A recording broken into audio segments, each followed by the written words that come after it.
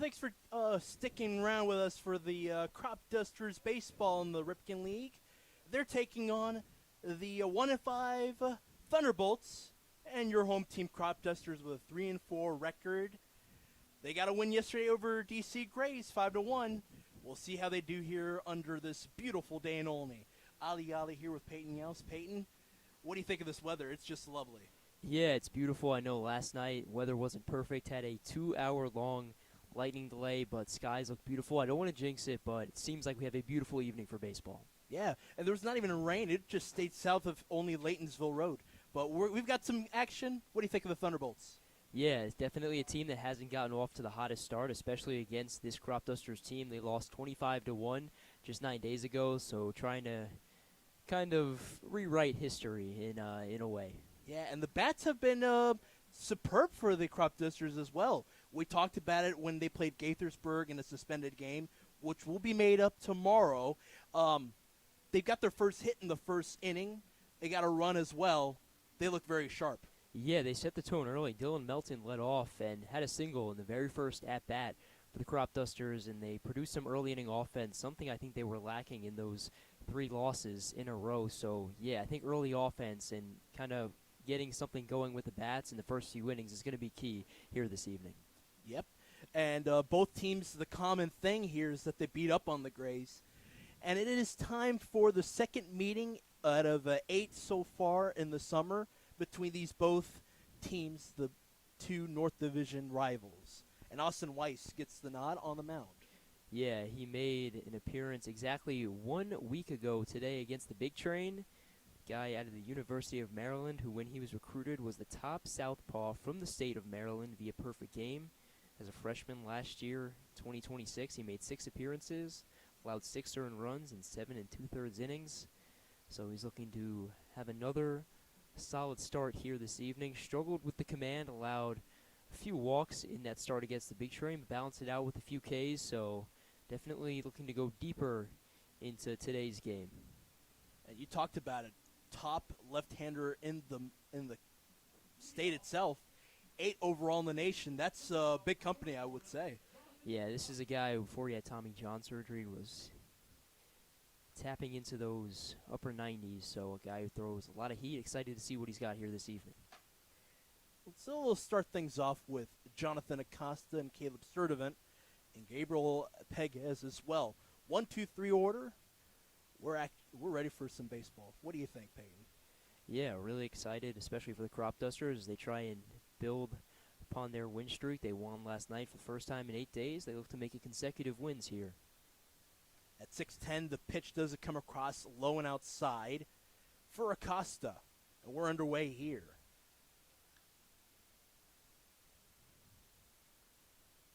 Time is already called. Leader's going to jump on over as well as Rosenthal. We did see a couple of his pitches for practice. He slipped on the mound. Yeah, there was a slight malfunction with the hose earlier, so wondering if that kind of made its way to the mound. And you see Rosenthal come out with some tools, so might be a slight hiccup in our start. Yeah, that too, but then also, as you see with Acosta outside the batter's box, a lot of that water drenched over the start of the first base side. So the mound is the issue for the time being. Landon Springmeyer having a quick chat. And Acosta is due up, only a hit up the middle in the 5th the last time these two teams met. It was a game where it just went south for the Thunderbolts. A grand slam for Cade Walter started the day for this home team. They also went with Matthew Kim as a pitcher in that contest as well. Strike 1 comes across after the 1-0 pitch.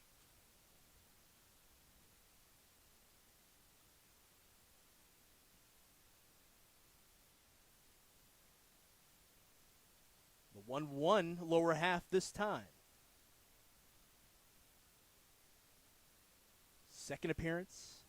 He's got good patience and command, does Weiss.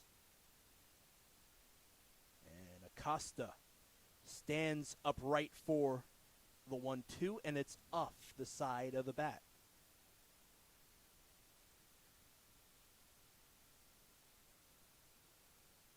Springmeyer, the catcher, from left to right in the infield. Logan Barada, Xander Candelas at shortstop. That's where he started in the summer. Patrick Gosden, a new face from Westchester. Called strike 3 to retire Acosta. Cade Ahern at first base. Yeah, that's What what a you want to strikeout, see yes. from Weiss. Those strikeouts came further into that outing against the Big Train on Saturday, so if he can kind of settle in, especially with that fastball early on, I think it'll bode well for him. 1 out. And in the outfield for the Cropdusters, Ben Bullhouse, another new face from Westchester, Avery Grain, Montgomery Community College hand, Ben Ford, the right fielder from Illinois Wesleyan. And again, second batter face for Weiss. Early 1-0 count for the two-hitter Sturdivant from Millersville. The Marauder against the Terp. And the pitch from the Terp. Up in the air it goes to shallow center. Grains on it. Out number 2 to bring up Pegas.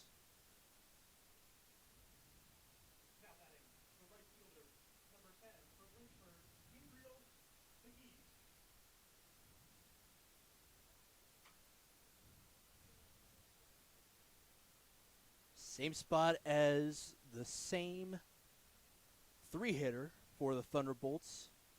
He had the only run in the contest in the earlier game. Solo shot to left center, and he's going to fly to left center again against Grain over the wall. No, it's just under it. It's a stand-up 2-out double for the three-hitter. Cutney up.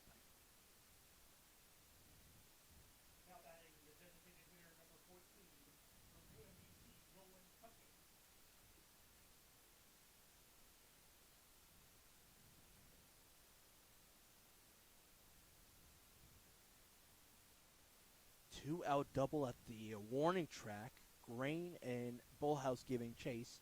Cutney up has not played against the Cropdusters yet in this young summer campaign. You got a man aboard and 2 outs. Gosden tagged up just there for a moment. Strike 1 assessed to the four-hitter.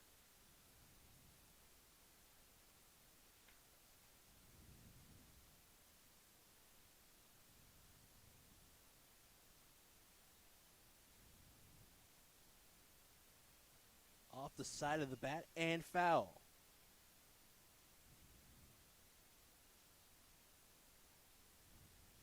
UMBC Golden Retriever up. Was a member of the Thunderbolts roster last summer. 19 hits. To his credit. But he was able to drive through 9 batters. So far with a favorable count for the pitcher and Weiss. You got a man on with the middle infielders touching the outfield grass. And this one curves inward. And an even count.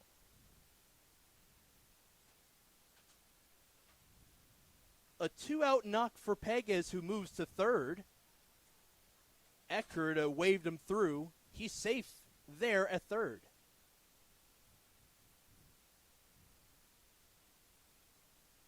Yeah, just a smart heads-up play right there. He sees that Barada's not on third, so even if Weiss able to make his way over there to third, there's really no throw, so a very smart decision right there. And that was the 5th pitch for Weiss against the four-hitter. It could go either way with a man on at third, potential first run of the contest for either team. This one up high.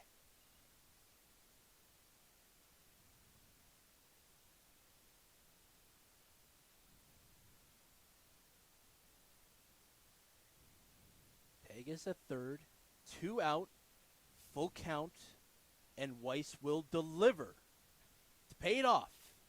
Hooked foul to the right side.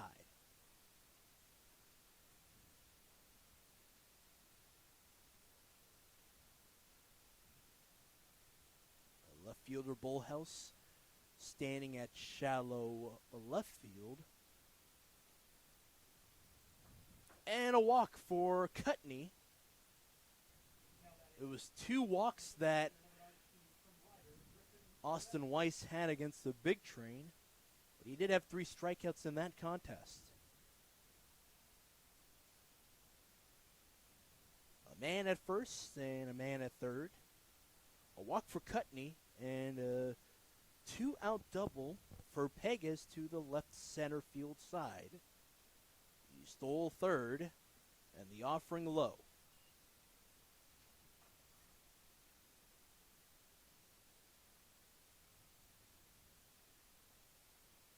The 5-hitter, Pavel, takes it inside. Kai Schmelzer, the catcher, on deck. He's getting himself loose just in front of the dugout of the Thunderbolts. 2 on, 2 out. Hitters count 2 balls, no strikes, and it turns to 3 balls, no strikes.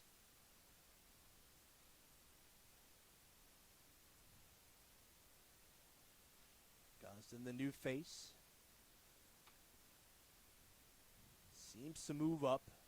It'll just stay on the grass, and it is called strike 1 for Pavel, and Weiss delivered it.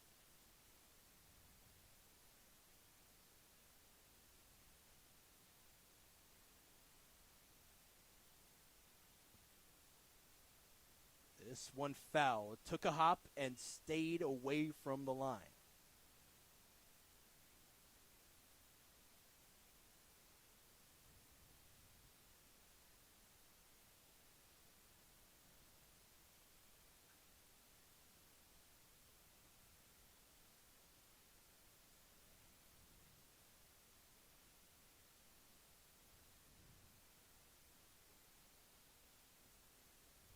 And in a hurry, 3 men on for the Thunderbolts.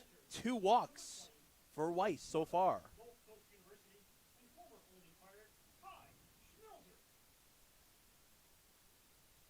2 walks after a hit so far, Peyton. Yeah, the velocity's definitely there, touching 93 with that fastball, but he's favoring the inner half, just hasn't been able to find the zone so far. Well, to his credit, he did pump through a strike on the 1-hitter Acosta, and then a fly for Sturdivant. Pegas tested Grain on the warning track. So 3 men aboard. Pegas stole third. It's Cutney at second and Pavel at first. And Schmelzer, the 6-hitter, up.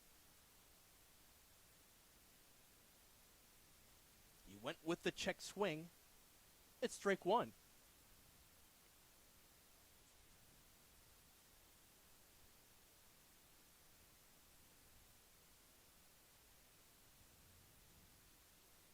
And he swung at the second offering.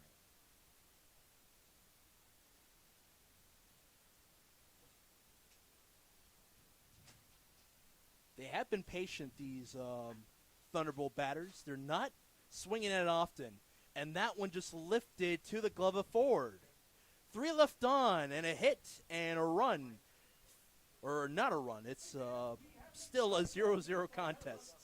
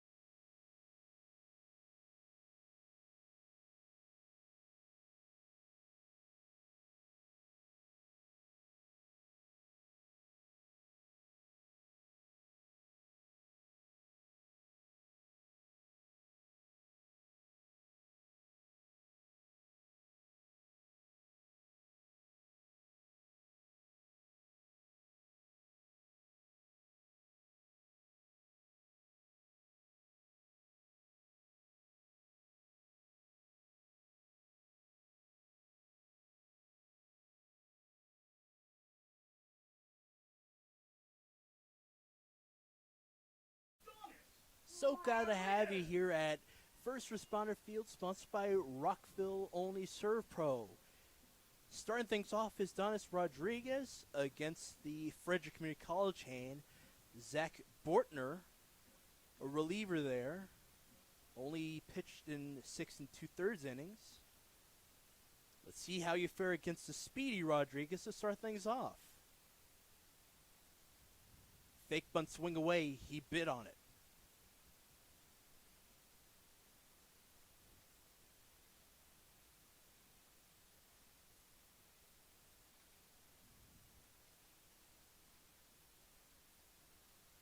Here's Bortner, and this one up high and away. Oh, yeah. Thunderbolts against the Cropdusters. There's your lineup. 2 new faces to go along with Avery Grain, who has seen this particular pitcher twice in May. And a swing and a miss on the previous pitch for the one-hitter. 1 balls to 2 strikes is the count, nobody on. The leadoff man against the starting hand for the Thunderbolts. This one put on top of the glove of Acosta, moving in the left side. And a man is aboard. Rodriguez has had his fair share of hits. Yeah, that's Rodriguez's bread and butter right there. Just those cheeky singles into the outfield. A guy who doesn't have a ton of power, but he doesn't need it. He knows his game, and I like to see that from Rodriguez, especially after last night. Had a couple of strikeouts. Wasn't his greatest showing, but a great response right there. One huge hop that just beat the glove of Acosta, the third baseman. Springs up the 2-hitter, Gosden, who's had a remarkable spring season, that is, with the Rams, the Golden Rams of Westchester. A reliable infielder. 50 hits. 52 runs as well. Strike does come across. And is a guy who can go for the long ball as well. 8 doubles and 5 homers.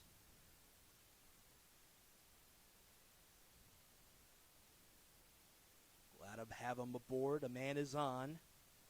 The 1-1 pitch scrapes downstairs.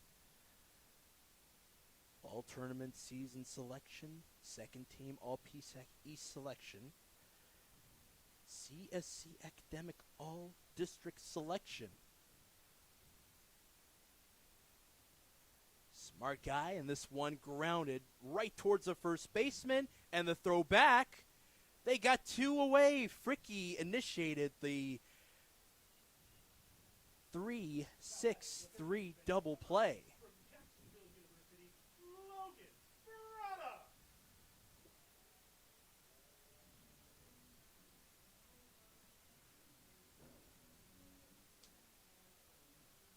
Brada up, who's been a consistent 3-hitter for the Cropdusters. Yeah, that's why you have him in this 3-hole, because if you have 2 outs when he comes up to bat, the first 2 batters record 2 outs. Well, now you have the chance to start a 2-out rally because you have Barada up to bat, who's been, without a doubt, I think, the Cropdusters' best hitter so far. Barada sails this foul, and the kids are finding themselves a nice souvenir behind the grandstand.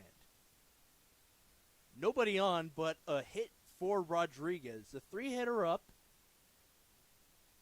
Border with a great breaking ball and a strike.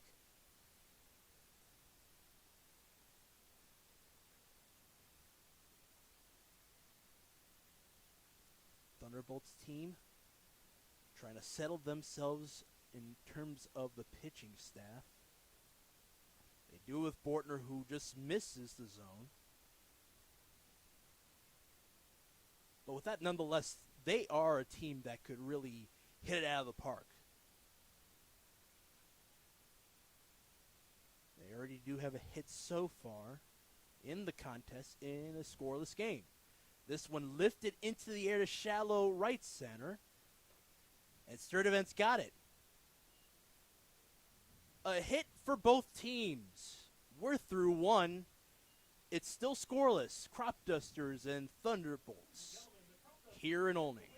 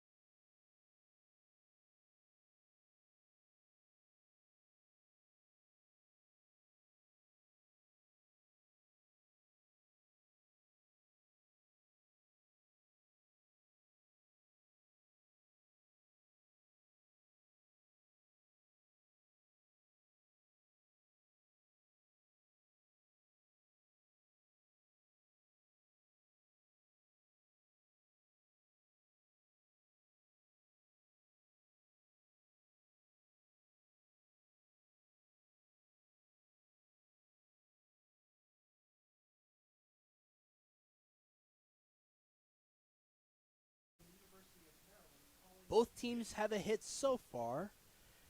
We're in the bottom of the order, 7, 8, 9. Colin Gibbs, a familiar face in the Ripken League, is due up against Weiss, and he's got one strikeout of his own right.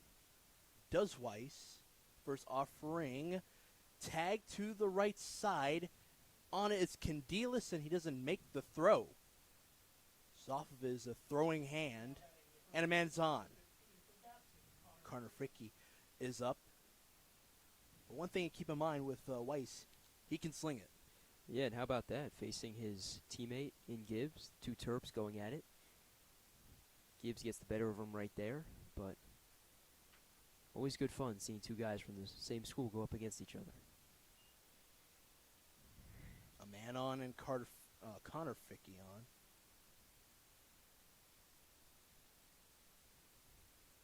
Angling away from the bag is Gibbs.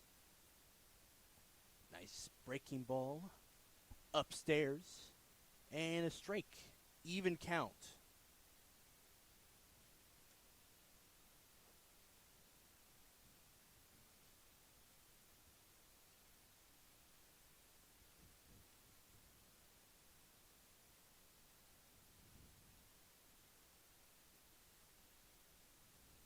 They'll look his way. And that's Gibbs sliding back.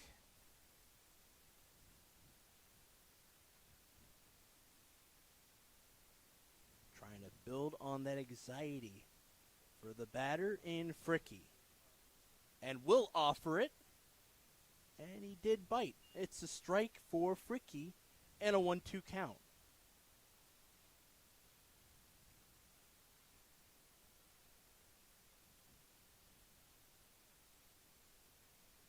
Fricke had a hit in the previous contest and then grounded into a double play, 5-6-3.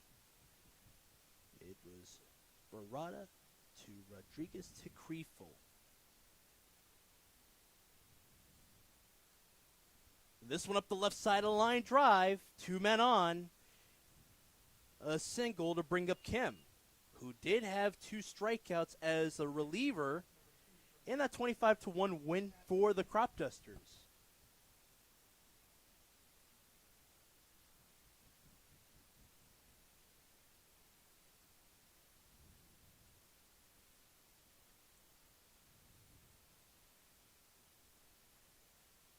The two-way man against the Turpin Southpaw. Inside it goes. Quimon, and the one hitter is waiting patiently on deck. He's second in the Ripken League with 6 stolen bases, 6-game appearance on the summer for him, and a ball painted through from Weiss, so it's a 2-0 count, 2 on and no outs so far in the contest.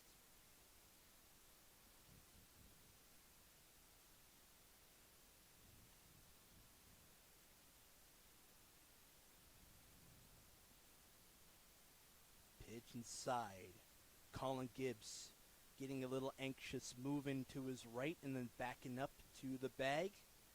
To his left, he is at second, and at first is Fricke.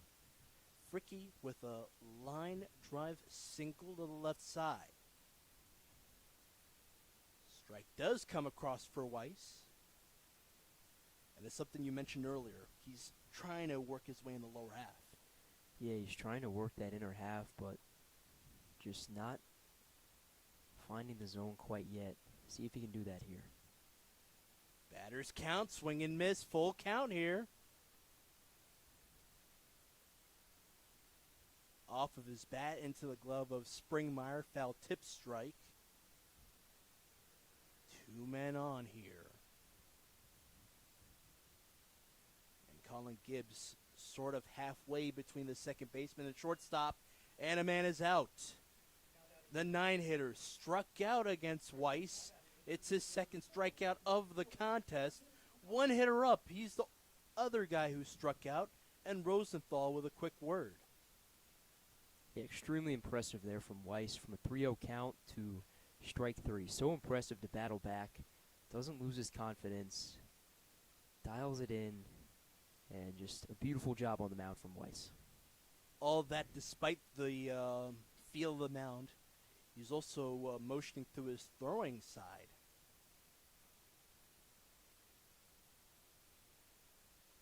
And you wonder, after coming back from Tommy John, see if you're on a count of some sorts. Yeah, definitely don't want to push him too hard. He's already gotten that pitch count pretty high. It's kind of the same thing that happened against the Big Train on Saturday, just facing few more batters than you would have liked. The pitch count got too high, had to take him out after a few innings, and that might be the case here this evening. Mm-hmm. So Acosta up. Just like Rodriguez, a dangerous base runner if he gets on.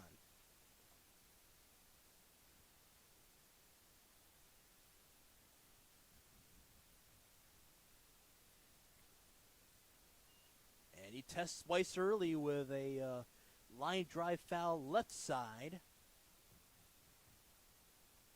1 out so far for the Thunderbolts. 2 on. It's Gibbs at second, just in front of Candelas' right shoulder.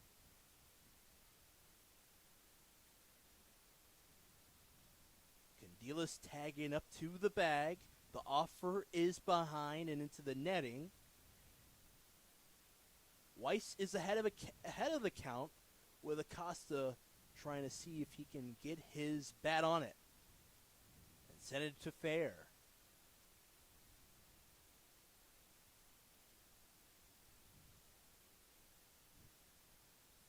Candelas up once more. Gibbs is moving to third, and this isn't fair. And Eckert's going to move up a run, and the Thunderbolts are up by that run. It's from Colin Gibbs from second to home, and Barada flat-footed as he was in front of the base runner, and a man is on as well.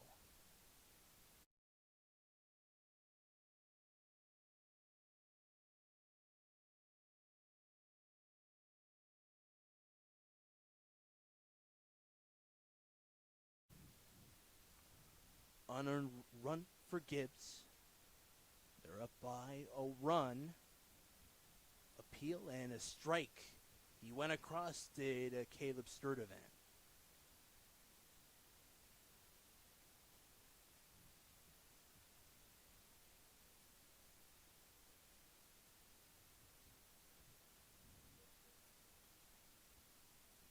Time is called for the 2-hitter.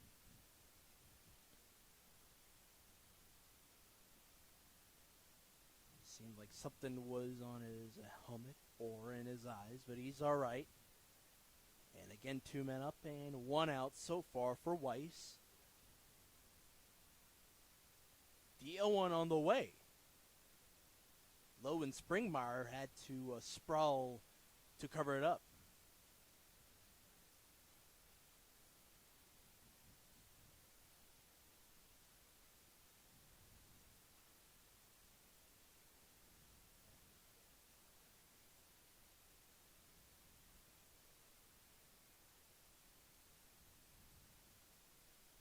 Same side for Weiss.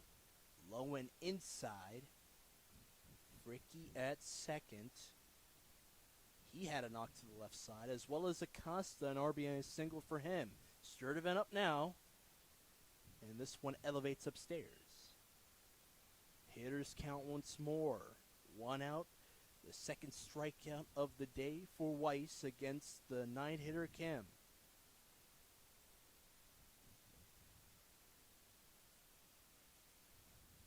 And now to the 3-1. Fastball inside on the 5th offering, and 3 men on for the T-Bolts. It's his 3rd walk of the day. Something you don't want to see, Peyton. Yeah, and I liked how he started. He had the strikeout, and then he got Sturdivant to fly out, but then ever since then it's kind of been trickling in the wrong direction. He allowed the double, then back-to-back walks, and another walk issued right there, so you definitely want to see Weiss kind of dial things in here. Second at bat for Gabriel Pegas, the three-hitter. A double that tested Grain as it hit the wall out at left center. And he offers at the first pitch from Weiss. Just down the road off of Shady Grove. The Rockville hand. 0-1 on the breaking ball outside.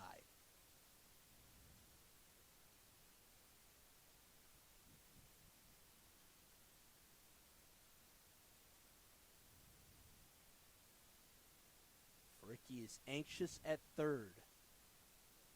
He moved up on the 0-1.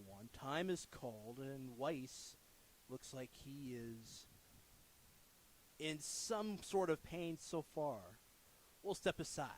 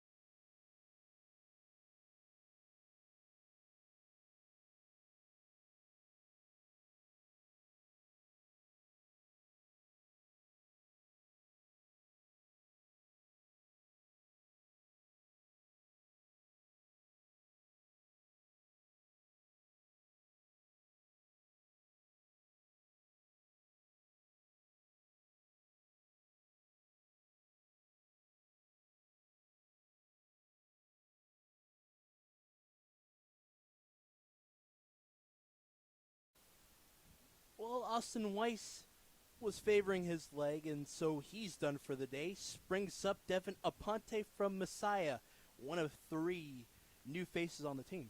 Yeah, really excited to see him this past year in 2026. In 17 appearances, went 7-1 with a 3.02 ERA, had 2 complete games, and in 56.2 innings pitched, had 49 strikeouts and only gave up 3 home runs. So a guy who doesn't favor that long ball, has good strikeout stuff, a lower ERA. Really excited to see how he performs. Devin Aponte now. He's got 3 on and 1 out so far. It's a 2-0 count. Remember, it was a ball 1 for Weiss, and he favored himself, so he's out. Trainer looked at him. Day's over for him. Aponte up. And it's the thing about these two teams so far. You got Bortner, who's the starting guy for the Thunderbolts, and then you got Aponte. You just mentioned the stats. Apples to oranges, different sort of circumstance. A reliever versus a bona fide stud. Yeah, and now all of a sudden for the Cropdusters, it turns into a bullpen game, and it makes it really difficult because tomorrow the Cropdusters have to play 2 games, so the bullpen already going to be used pretty heavily tonight, and then you go into tomorrow having to play 14 innings of baseball. It's not going to be easy. And we mentioned it. Giants, Cropdusters look good on them. They had them on the ropes early. Yeah, a shame that game couldn't continue, but really excited to see where it picks up tomorrow. Yeah. It's Pegas up, and he fouled it aside. And all of a sudden, a full count. It was 2 balls, 2 strikes for these two. Swing and a miss on the 5th pitch of the day for Pegas. And 1 for Weiss against the 3-hitter, Cutney up, who walked and was stranded on base in the previous inning. This is the top of the 2nd. Cropdusters down by a run, an unearned run for Gibbs early on in this inning.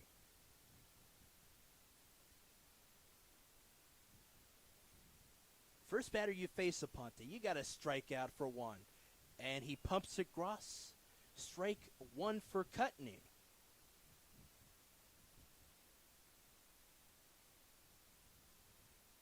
Favorable count for the pitcher on the mound. Another fastball. This one up high.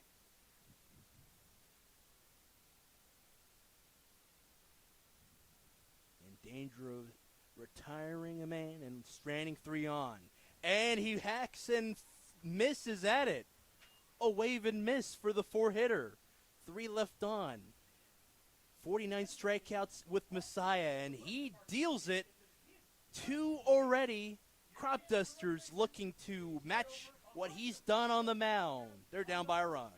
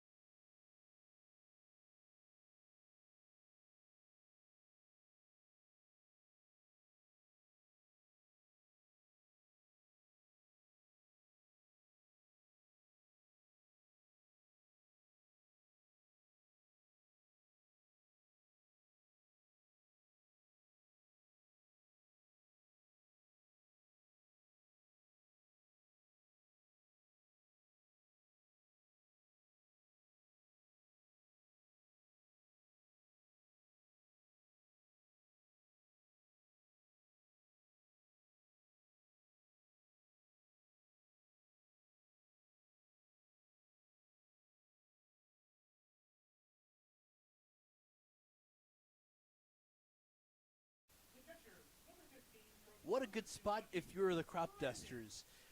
Devin Aponte, 2 strikeouts to end the inning. He's looked very sharp in his first appearance as a Cropduster. And Springmeyer has been excellent behind the plate as well. Yeah, hopefully he's trying to channel some of that momentum he picked up on Thursday. I mean, he had a big bases-clearing double that put the Cropdusters in front 4-2. So a guy who kind of had his breakthrough moment like I talked about. Hopefully he can kind of get back to that right here. Springmeyer on, Bullhouse, waiting on deck, another new face. We talked about Gosden, a Golden Ram in his own right. Bullhouse is from Westchester as well. Springmeyer with a favorable count to start things off, with Bortner from York, PA, still up on the mound. Up in the air it goes around the left field line and foul.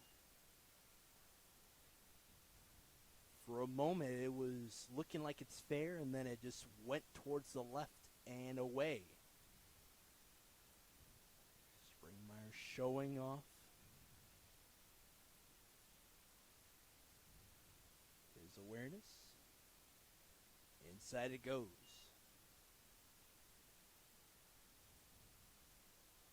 3 balls, 1 strike for the 4-hitter.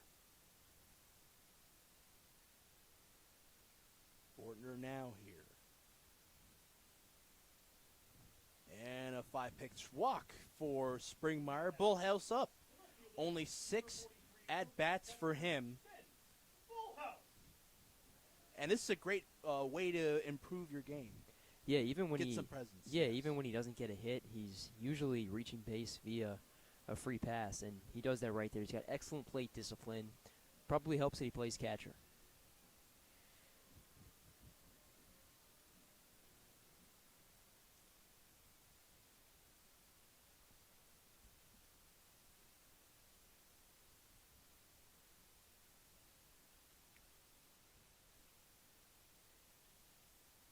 Bullhouse to foul territory.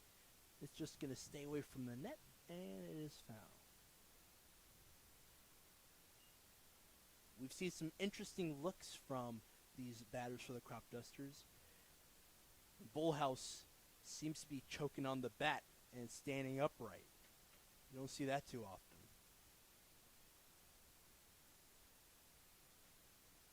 Slightly bent his knees.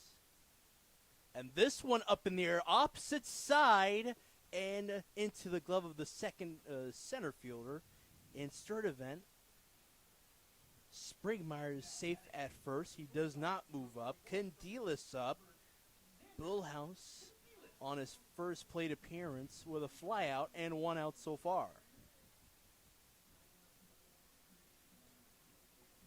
Candelas, the first 2 games of the season, was the starting shortstop. He's the 6th hitter, and he's got a man on at first.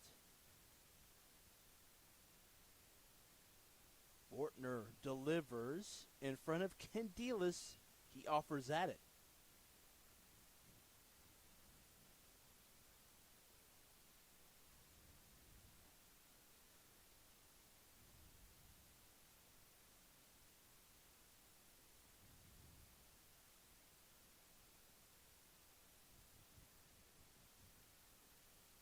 Candelas went downstairs. And Bortner with a strike. No balls, 2 strikes. Called strike earlier for Candelas. And this one down low. You got a man at first in Springmeyer with a walk. It took 5 pitches for him to get there. And the flyout for Bullhouse. 0-2 on the way. Called strike 3, inner half.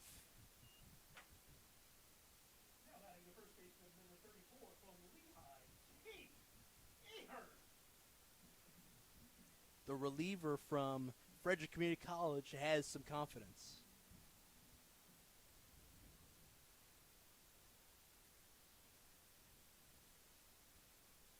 It's his first strikeout of the contest.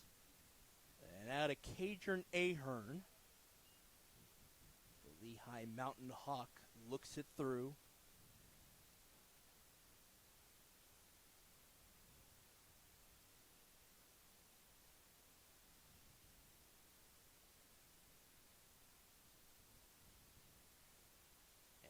First, it's Springmeyer swinging a miss on a pitch, down low and sizzling into the zone. Ahern with an even count. Here in the bottom of the order, the 7-hitter up, Ben Ford on deck.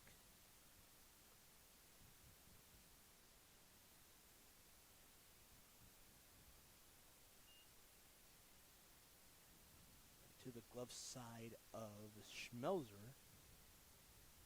Ball number 2 for Ahern.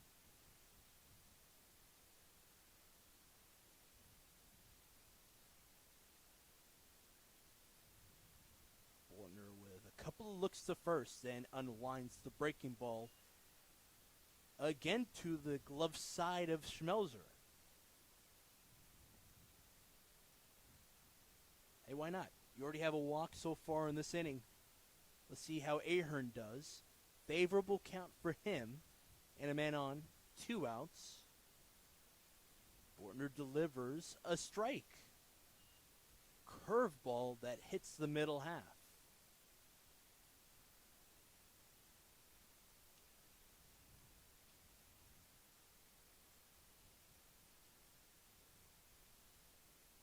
And the full count pitch from Bortner on the way.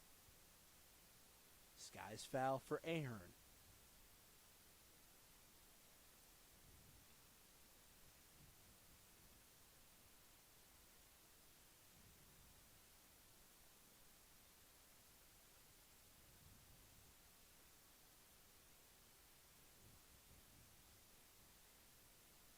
Looking to redo it is Bortner with a man on and 2 outs.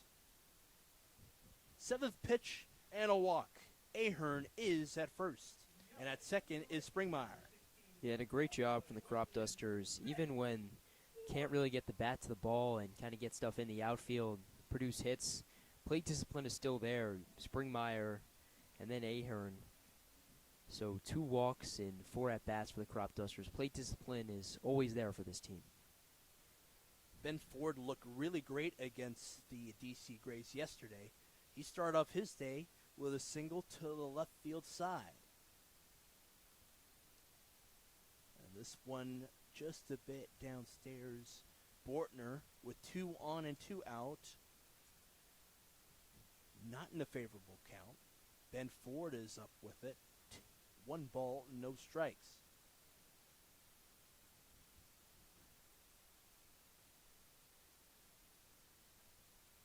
Keep looking at Springmeyer, and Borton unwinds this one up in the air to the second baseman, Kim, see if he has it. And he does. He strands 2 men on. Cropdusters still down by a run. And 2 walks in this inning as well. Top of the 3rd here at First Responder Field, sponsored by Serpro Rockville Olney. It's up on the way.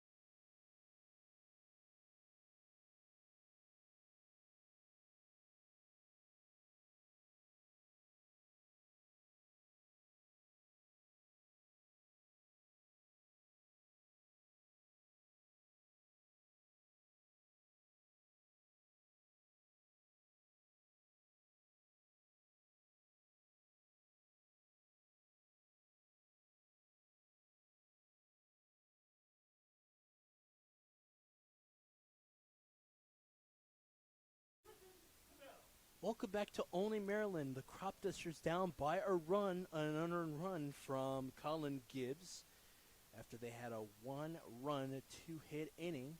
This is the top of the 3rd. the 5-hitter up Pavel, and he fouls this aside. A walk so far for him, second plate appearance. 3 hits for the Thunderbolts, opposed to 1 for the Cropdusters, and a strike for Aponte in relief of Weiss, who's got 1 1/3 innings pitched, 3 hits, 3 walks, 2 strikeouts dealt through.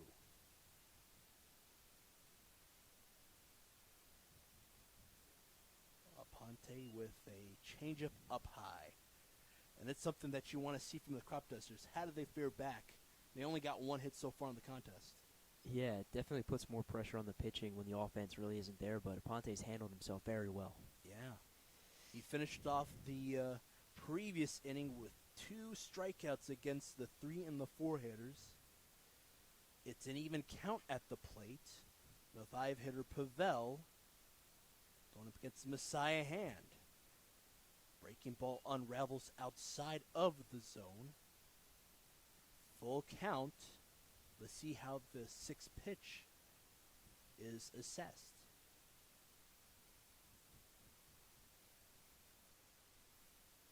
He went with the breaking ball once more. It sizzled low and away. A walk for Pavel, his second today. It brings up Schmelzer, the catcher, who's the 6-hitter today.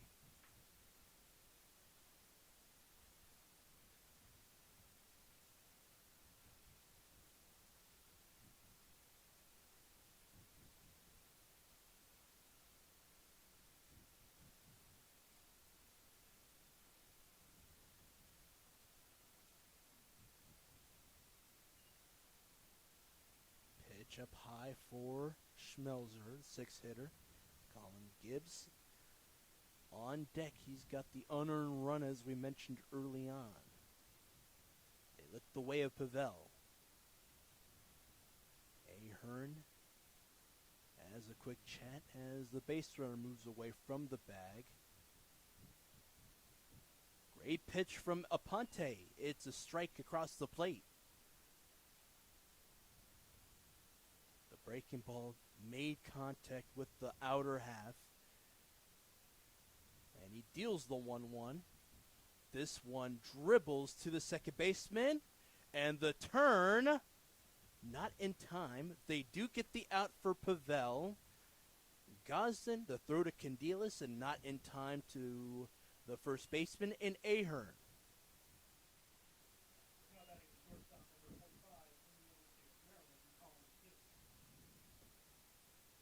And with those double plays, we did not see it connect on that previous play. It's a thing of beauty when it's timed correctly. Yeah, and I know they don't turn it right there, but a great job from Aponte. The first ball he puts in play, he keeps it on the ground. That's exactly what you want from your reliever. A man moves to third. It's Fricky to first. That's Colin Gibbs, excuse me. Colin Gibbs. And Fricky up. A hit by pitch towards his shoulder sends him aboard. 2 men on. 2 out so far.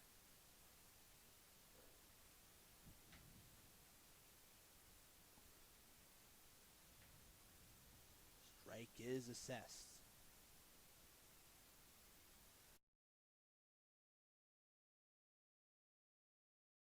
They actually got the double play out. Okay.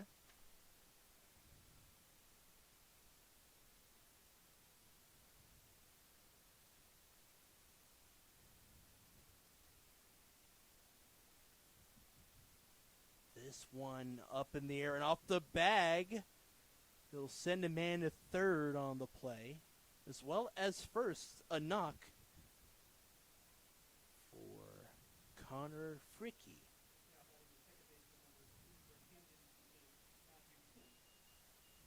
Up the middle it went and off the bag. That's great for Fricky. He's 2 for 2, 2 singles on the day. Yeah, and once again right there, Ponce keeps the ball on the ground, just takes an unfortunate hop off the second base itself. Matthew Kim struck out in his first plate appearance. In danger of it already with Aponte. It's a strike 1 and a breaking ball in the lower half this time. Gibbs angles away from the bag, up in the air. This goes, and foul.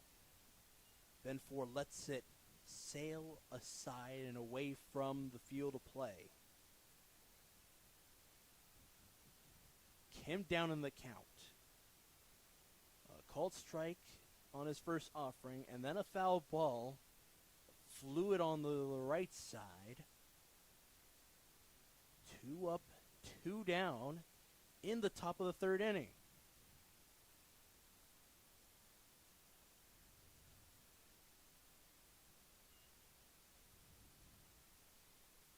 Sinker slider misses. 1 ball to 2 strikes for the 9-hitter.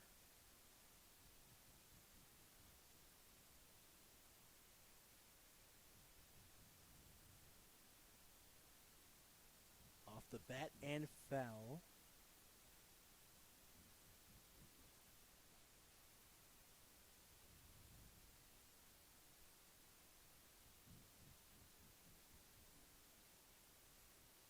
Lancaster, PA native, and Aponte delivers the 1-2, and he misses at it. A wave and a miss.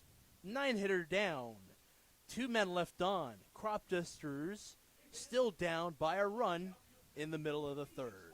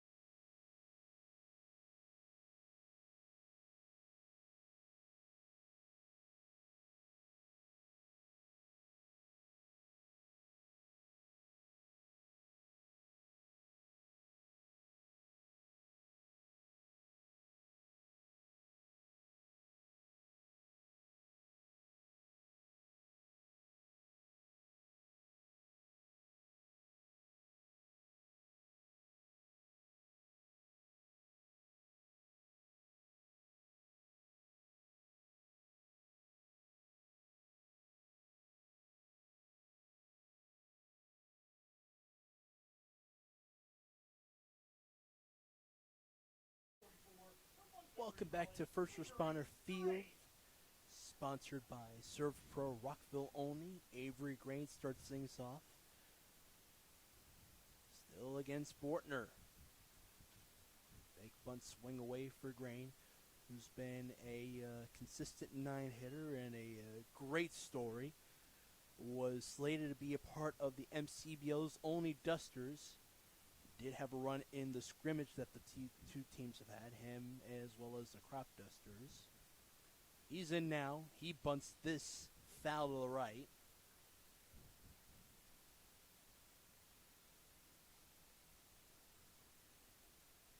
And this is familiar for Bortner. He's facing a guy that plays for Montgomery College. They played in May. Yeah, and how about the game Green had yesterday? Had an RBI double to kick things off and then a pair of walks to finish the night. So a very strong game from him. This one back to Bortner, and the throw to get the out on Grain. He says, not so fast. I got that on my glove. 1-3 put out at first. Back to Rodriguez, who had a single to the left side and then grounded into a double play.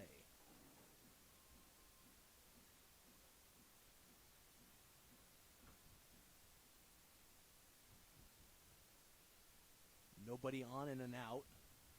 Rodriguez, the Millersville Marauder, thought about showing bunt but didn't offer at it. Bortner with a strikeout in the second to retire Candelas, the sixth hitter. Well, we're back at the top of the order for the Cropdusters.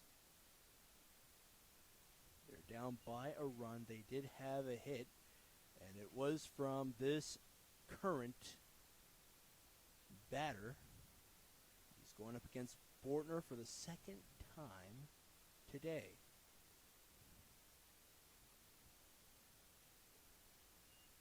And he is ready to move to first. He's looking for a walk.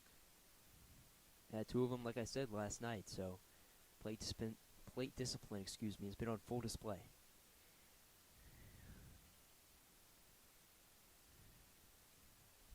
This one screams towards his lower body, and he's safe at first. Here comes Patrick Gosden, a season to remember for the Golden Ram.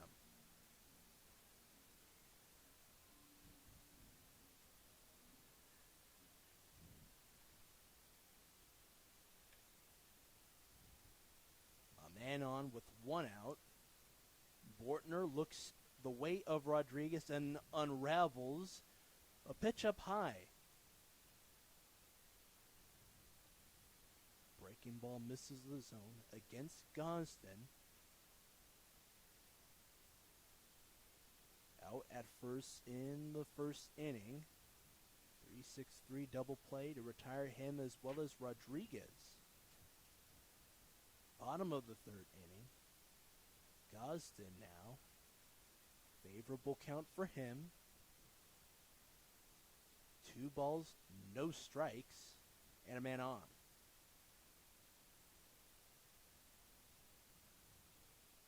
And the throw after ball 3. Donis Rodriguez is safe, and he's got some speed out there. Yeah, what a game he's had. Singles in his first at-bat, draws the walk, and then steals a base to move into scoring position. Cropdusters, you can tell, desperate to tie this game up and potentially take the lead, and it's a great first step right there.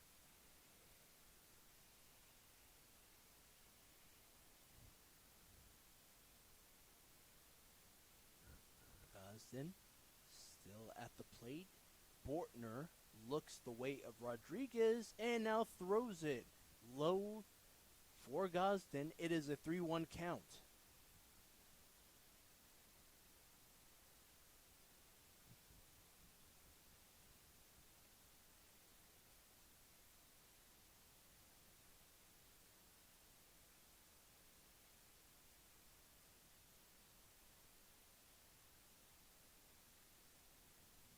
Ball 4 for Gosden. It's his first time on base, and the second walk surrendered for Bortner.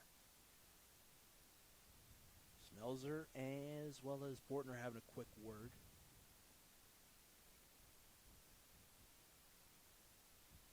When it comes to pitches like that, do you think it's timing? Yeah, I think pitching really is all about timing, and I think you're seeing that on full display right here, going up against a guy in Logan Barada, who's been so successful so far this season. So definitely timing going to be a big piece of his at-bat with Barada. Barada's second plate appearance flew out to center field. Sturdifon gloved it. Rodriguez at second, and at first is Gosden. 2 consecutive walks for Bortner, and Barada is already ahead of the count. Looking to get on base for the first time today. Thunderbolts coming in with a 1-5 record against the Cropdusters. 3-4 record in their own right.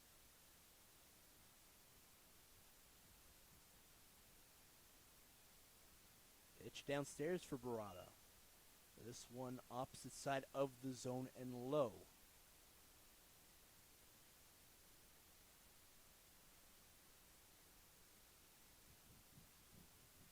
Acosta, the third baseman for the Thunderbolts, is about 15 feet away from the bag at third. Pitch downstairs once more. And Colin Gibbs, the shortstop, seems to angle his way behind the base runner and Donis Rodriguez. Gosden steps away from the bag at first. He's crouched over. Barada is as well at the plate. He's got a 3-0 count. 2 men on, no 1 out so far. And a strike pumped across.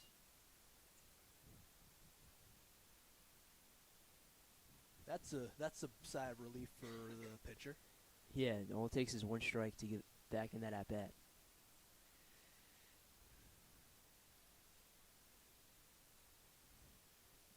Rodriguez angles away. This one up in the air right around the left field line. And go backwards is Acosta. He's got the second out. It'll bring up Springmeyer, who walked as well as Gosden and Rodriguez back in the second. Barada's out on a foul out right near the line. Acosta backpedaled to get the catch.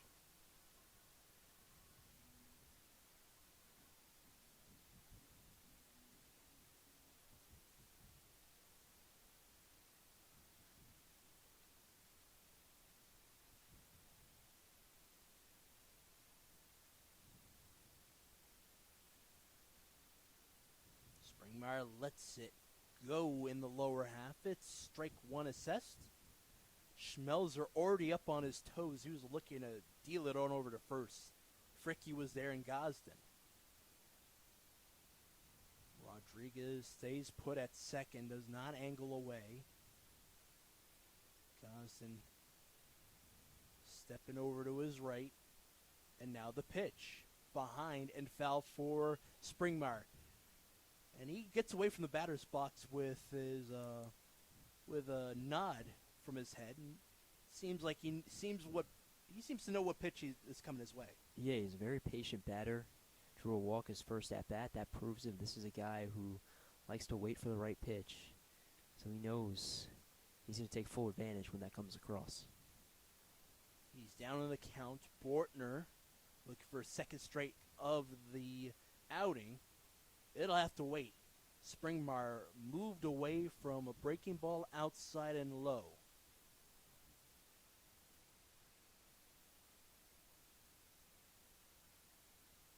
And again, 2 men on. Gosden at first, then Rodriguez at second. He stole the bag at second before Gosden moved to first on a walk.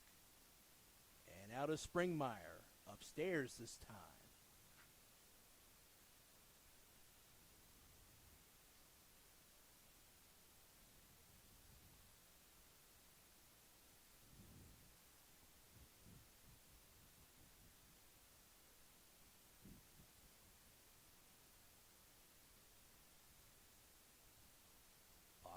Third here in Olney. Bortner with a 2-2 delivery. The count is full.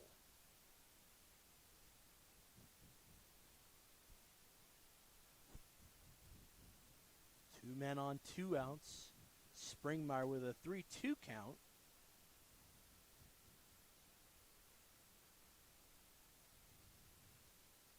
Bortner from York unleashes a ball for Springmeyer. He's at first. He worked his way back up from an 0-2 count. He jogs on over to first, and Richie is the first one to greet him.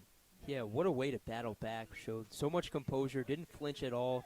You said it, just nods that helmet a few times throughout the at-bat, just kind of settles in. Just a thing of beauty right there as he works his way down 0-2 to a free pass to first base.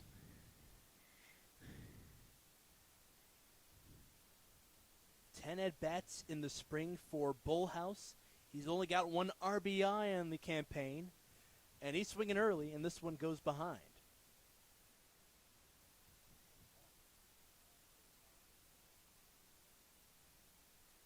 And Rodriguez stole home, and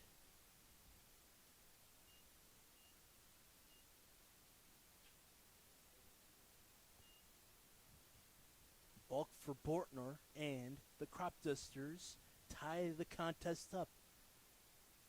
Springmeyer at second now, and at third is Gosden.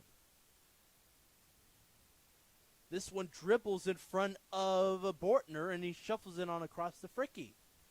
Cropdusters do get a run through after a balk from Bortner.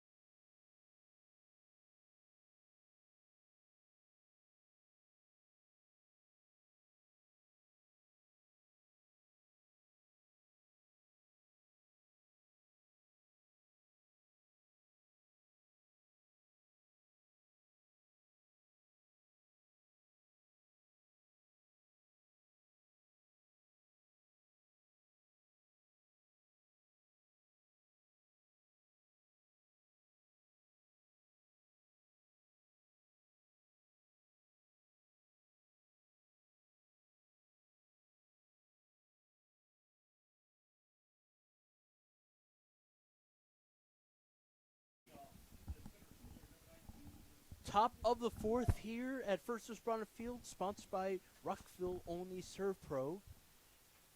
Top of the order for the third time today. Swing and a miss for the one-hitter Acosta, who had an RBI single, which played it through an unearned run from Gibbs.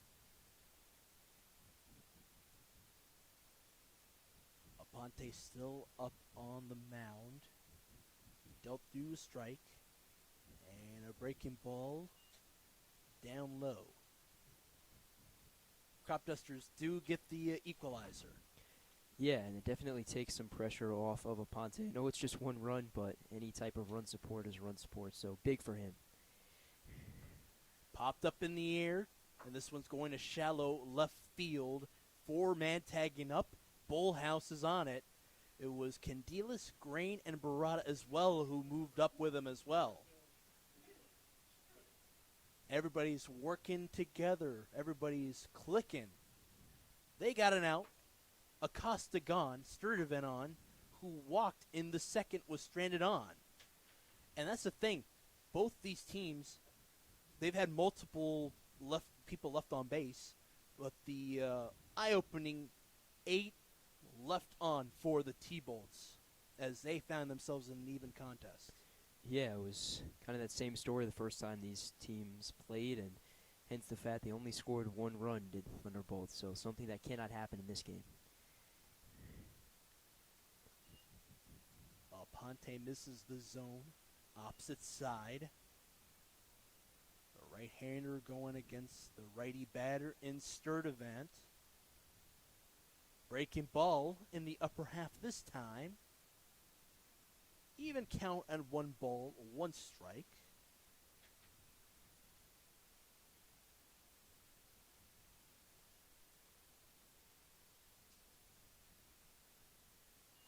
And the pitch misses again.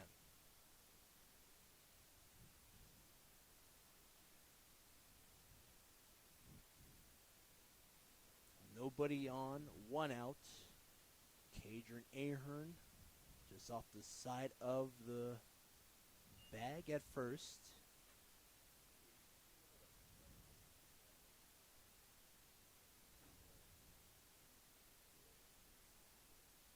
Barada, Candelas, and Gosden off to the side and right near the grass. Ahern is going to join them as well. Foul ball for Sturdivant.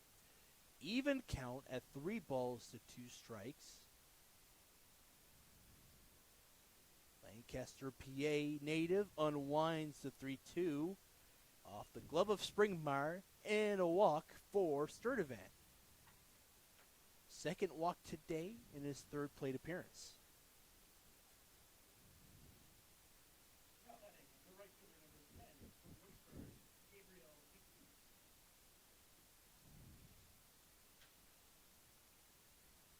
The 3-hitter Pegues started the day. First hit of the day with a double. It tested Grain at the left center field warning track side. Strike 1 pumped through from Aponte.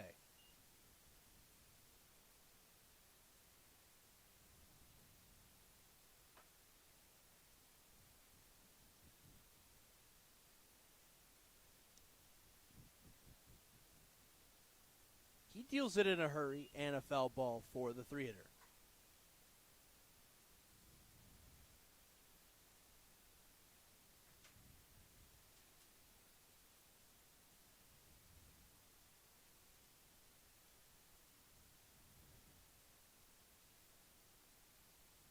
One man on, Gabriel Pegues with an 0-2 count.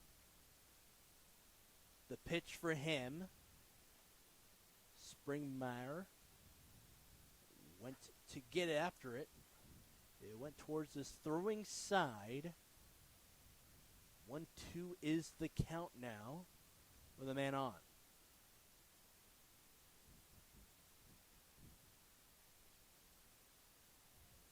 Angled through, called strike 3 to retire a man to spring up Cutney.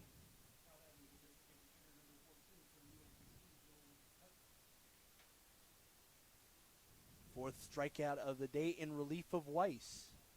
Yeah, he's looked very impressive as a Ponte, but I mean the most impressive part is this is What's his that? first relief appearance of the season. I mean this has been incredible just for him to basically join the team today and then come in and look like a seasoned professional. Very, very impressive.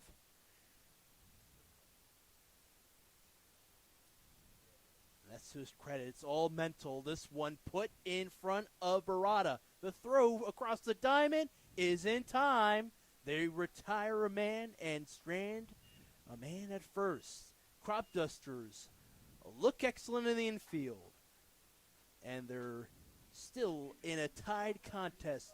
1-1 all here in Olney.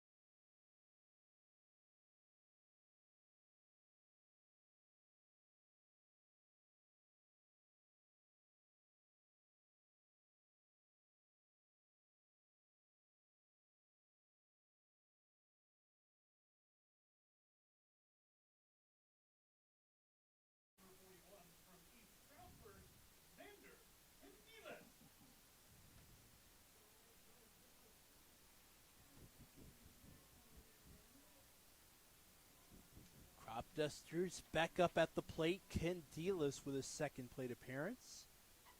And still on the mound is Bortner.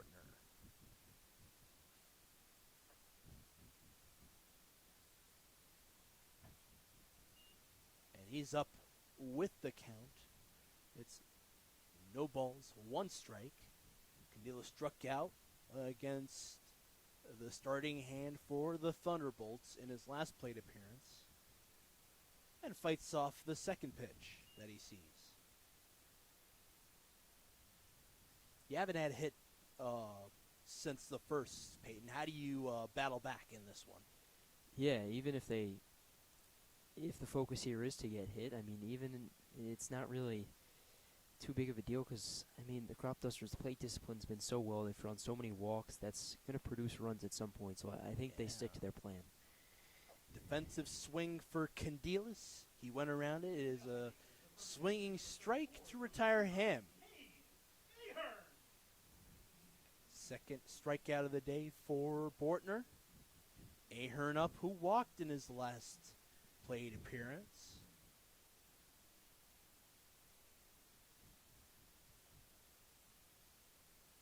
Forward on deck. We started this off 6, 7, 8 to start things off. Ahern looks it through. 1 ball, no strike so far. A reverse of what happened with Candelas, who started behind in the count. This one put into play. In front of Ahern was the pitcher and Bortner. They'll have to redo it. It was a late call, but it was foul ball and an even count.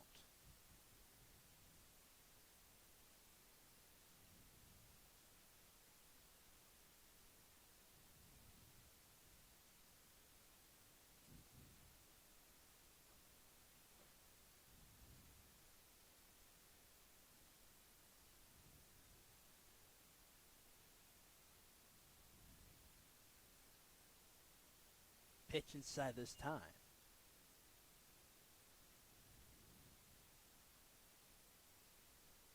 And Ahern with a conservative approach, not offering himself at it. 2-1 on the way from Bortner. Off to the side it goes, opposite way of the zone. Unable to glove it was Schmelzer. But nobody on so far. 1 out. A strikeout to retire Candelas. Ahern, the 7-hitter, with a 3-1 on the way. Strike number 2. Ahern moved away from the batter's box. He wants a good grasp at it.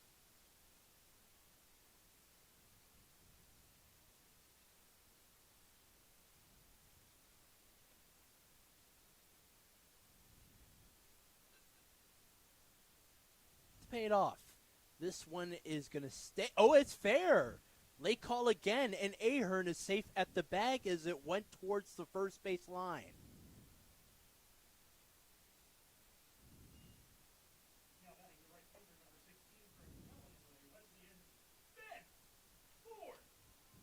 Ahern played it through, and it worked for him. He's safe at first. Yeah, Fricky was hoping it went foul, which it didn't, so Ahern, very fortunate right there. And it hasn't been pretty for the Cropdusters so far, but they'll take those base runners any way they can get them. 5 walks for Bortner. And the second hit of the day for the Cropdusters. It was a beauty. It was hugging the first base line. And Ben Ford back up there now with a called strike at the plate. Popped into the glove of the second baseman, Kim, to end the second inning. And he's going to take a shot at it. It's a blooper that goes up the left field side. Ahern is safe at third. And the Cropdusters, they haven't had a hit since the first. They string 2 consecutive hits in the fourth.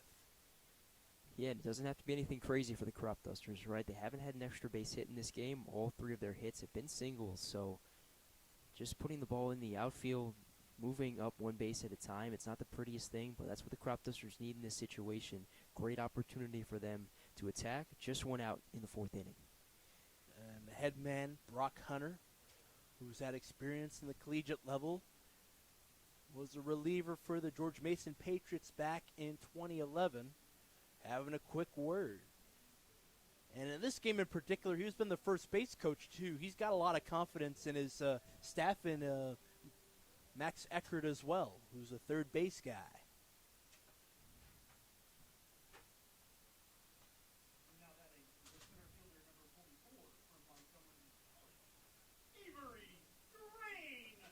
Two men on, Ahern at third, and at first is Ben Ford. An infield single up the first base side for Ahern, and a bloop single to the right field side for Ben Ford. Avery Green back up, grounded over to the pitcher in Bortner in the third. Nearing the top of the order for the third time of the day for the Cropdusters. Called strike that time. Breaking ball, up high.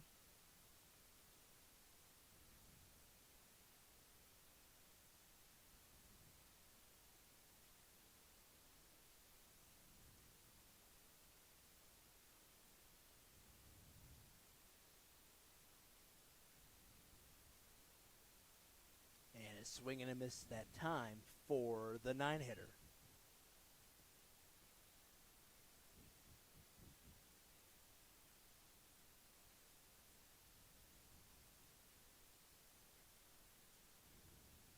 Avery Green with a good look at the starting hand for the Thunderbolts. 2 strike counts for him. Avery Green is the third recipient of the day.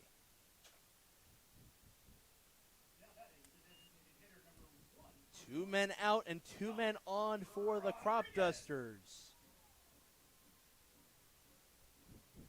Rodriguez with the first hit of the day. Cropdusters have 3 total. It's his third at bat on the contest. Yeah, nobody else you one up in this situation than Rodriguez, and more specifically the top of the order. This one, specifically the 4th inning, not done just yet for the Cropdusters. Real chance for them to take the lead for the first time in this game. This one put in front of the pitcher as well as Kim. And the throw is, it just beats him by about 2 steps, does Rodriguez.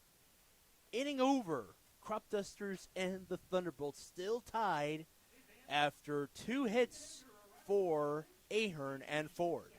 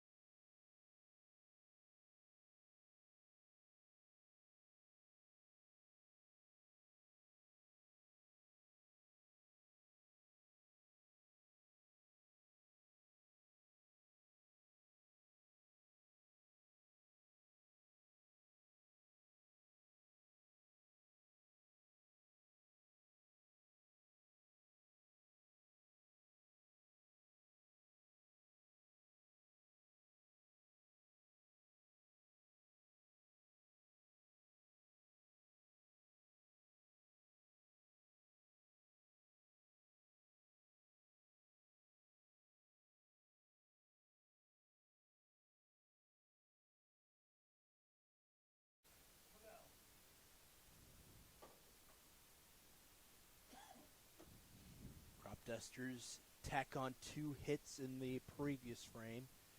And those 2 gentlemen, Ahern and Ford, were stranded on after 2 strikeouts for Bortner.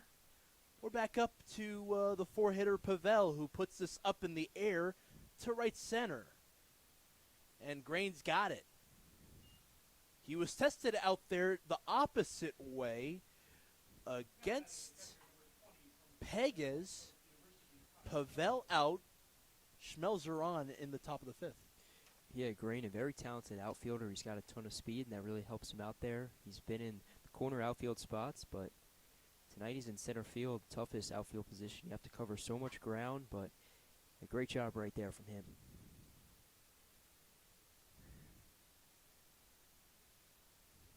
Colin Gibbs calls for time as he doesn't have his equipment fully on. Aponte still on the mound for the Cropdusters in relief of Weiss. Second pitch of the inning and the first offering for the five-hitter, or the six-hitter that is, misses upstairs. And this one put in the wheelhouse of Ahern at first. Pop out to retire another batter.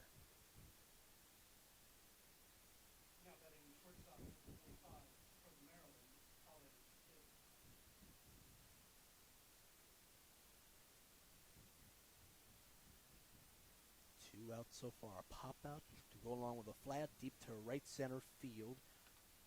Here is Colin Gibbs, who scored an unearned run in the early inning. In the second, that is. And then stranded at third in the third inning. Third plate appearance for him. And this one is playable for the third baseman, Barada. Charges at it, slides, and makes the catch. Springmeyer gave chase as well. Wow, Cropdusters looking sharp. They're going to get their dance moves in. We'll step aside in the middle of the fifth.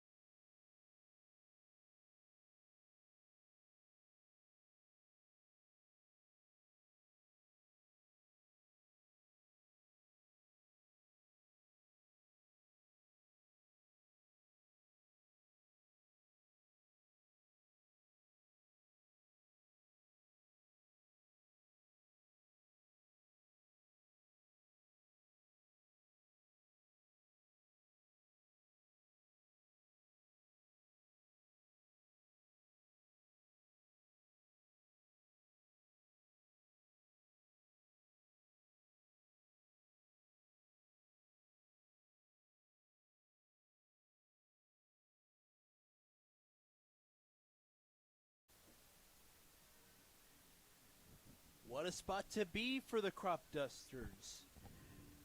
Two pop-outs opposite way, one to the first baseman in Ahern to retire Schmelzer, and one for the sliding Barada to retire Gibbs. We start off with Gazin, the second baseman today, as he went away from screeching foul ball upstairs. A new pitcher on for the T-Bolts.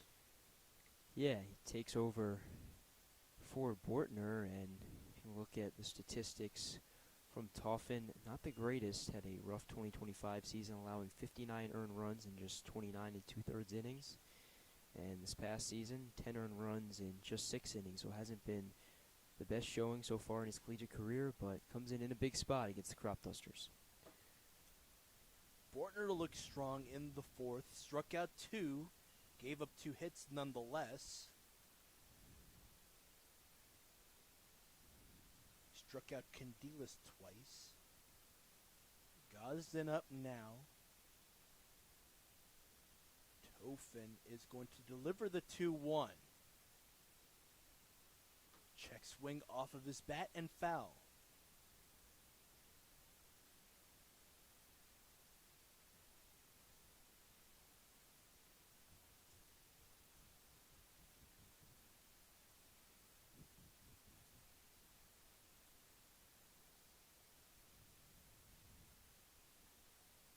This one placed up in the air and foul, just behind.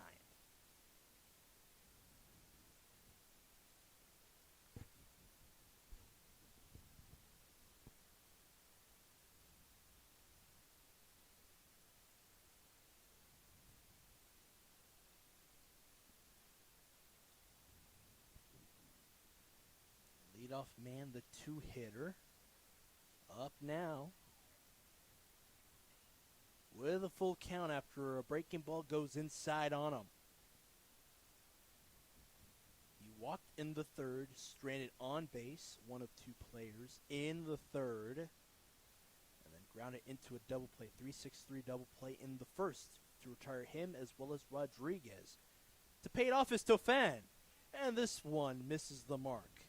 A wave and a miss for Toffin. And Gosden, that is, and Barada's up.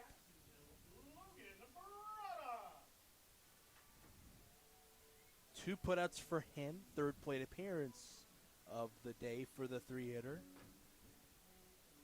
Someone they have confidence. They've had him consistently in that part of the lineup. Yeah, really hasn't missed more than 1 or 2 days in the lineup. He's been a steady presence, and he's always hit towards the top of the order. He's also a guy with a ton of versatility in the infield. Plays the hot corner as well as second base.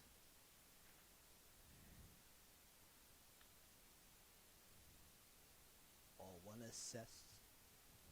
Toffin was able to retire his first batter faced in relief of Bortner. 3 hits and a run given up, 5 walks surrendered, and 3 strikeouts against the Cropdusters today. Good start for the York, PA native. It gives way for Noah Toffin on the mound. Pitch up high and outside. 3 balls, no strikes with a man out and nobody on. The Jacksonville Dolphin, Barada, looking to get on base. And he will after 4 pitches. It's a walk for him to bring up Springmeyer, who's not shy to walk himself. He's got 2 so far on the day.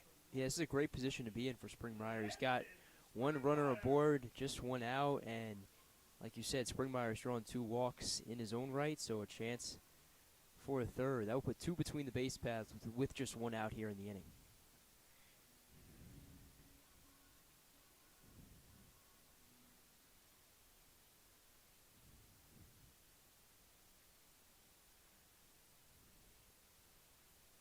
Springmeyer, 3rd plate appearance for him.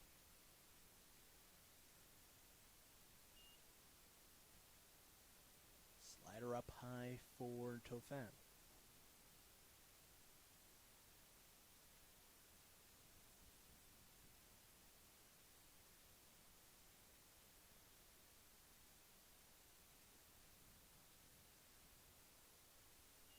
Pitch upstairs once more. And in Springmeyer, the Northern Kentucky catcher. He's got a man at first. Time is assessed. Ball 2 now. Time went for Tofan, who has a man on and 1 out. A strike to start his day in relief of Bortner. Springmeyer fights it off. It's a 2-1 count now.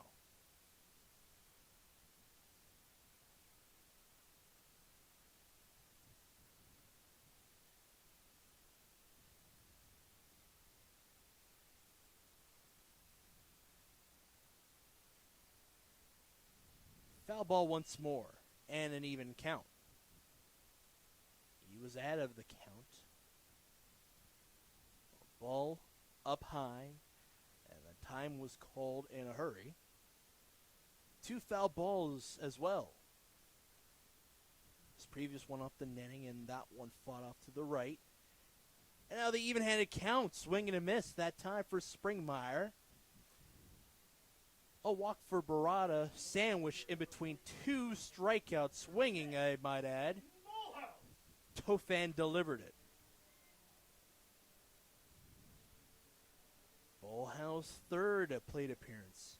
Put out at first, the pitcher in Bortner was able to corral it and shuffle it on across to end the third. Bullhouse again with a called strike outer half this time.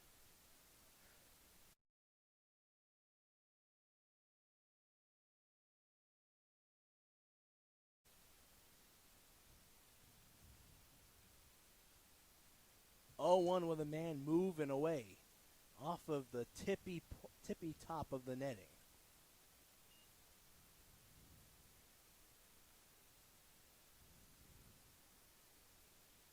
No balls and 2 strikes for the left fielder.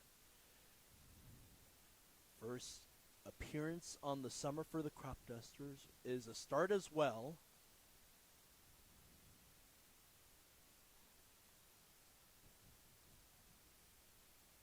Base runner at first thought about moving up, but he stays put at first. It's Logan Barada, one of 3 Dolphins on the Cropduster squad.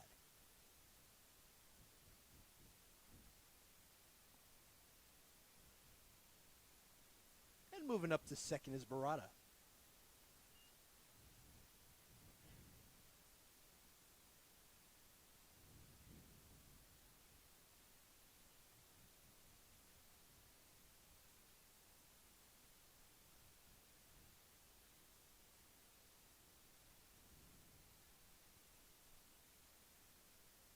Barada moves up to second on a wild pitch.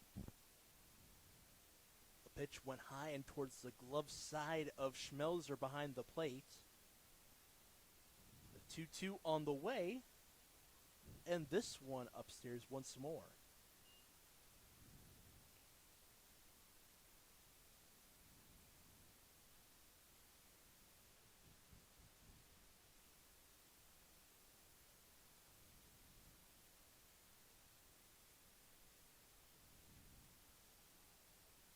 In behind, and a foul ball.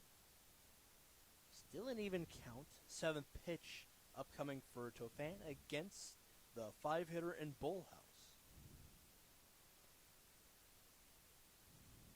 Only 10 at-bats in the spring for the Golden Rams. A man does move up. And Bullhouse is safe at first. It's his first time at the bag with Candelas coming up. Yeah, first time reaching base in a Cropdusters uniform. Hopefully first of many.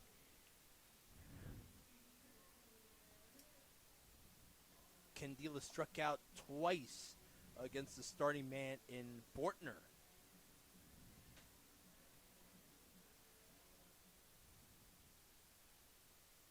Bottom of the 5th inning. Still a tied contest, 1 run apiece. Up in the air it goes, just beyond the foul line, and caught there by Acosta. Again backpedaling to make the catch. They strand two once more. This is the fourth inning that they strand two. It's still a tied contest. 1 run apiece for the North Division rivals.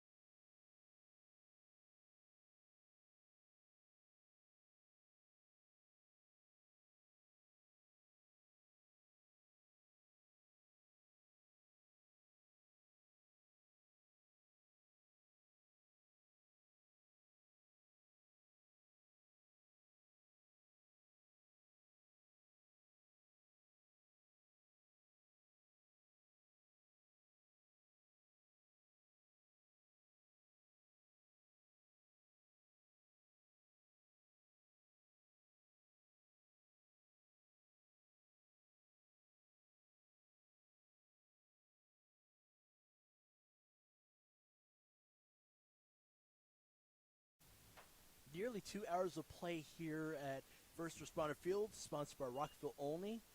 Cropdusters and the Thunderbolts have more than 5 left on base on the contest. That doesn't sound as ideal as it should be. Yeah, complete 180 from the last time these teams played. I mean, 26 total runs put up in that game so far through nearly 2/3.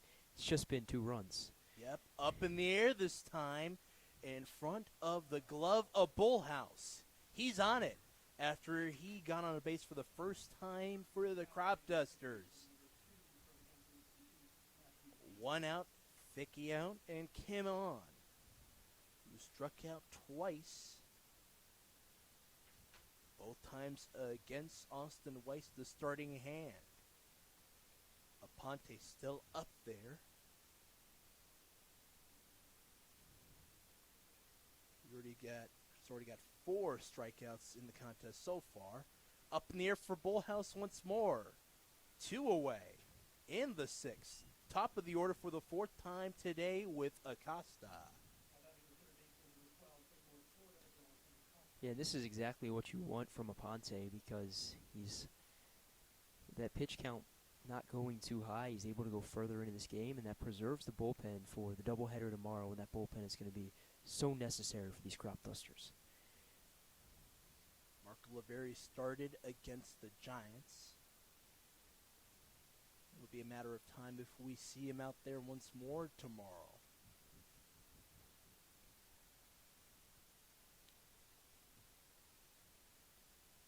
Ball 1 for the one-hitter Acosta after the bottom of the order flew out to left field. It's 2 outs and a 2-0 count at the plate. Aponte with a pitch low and away.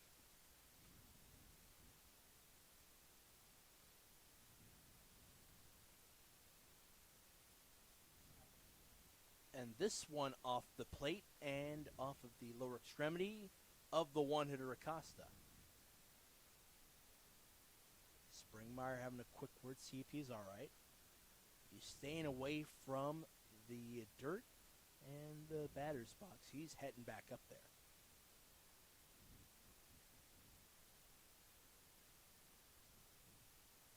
Foul ball off the plate. Nobody on and 2 outs. Aponte from Messiah University is going to unwind the 2-1. It misses the inner half. Outer half, that is.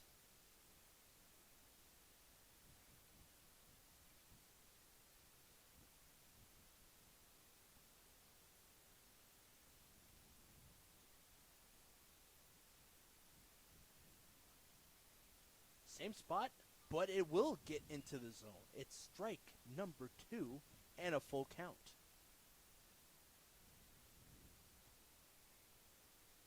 Full count after 2 flyouts from Fricky and Kim to left field into the glove of Bullhouse. The delivery and the breaking ball misses.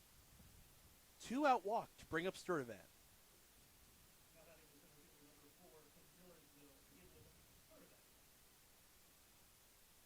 He's walked twice in the contest, in the second and in the fourth, stranded on base in both of those turns.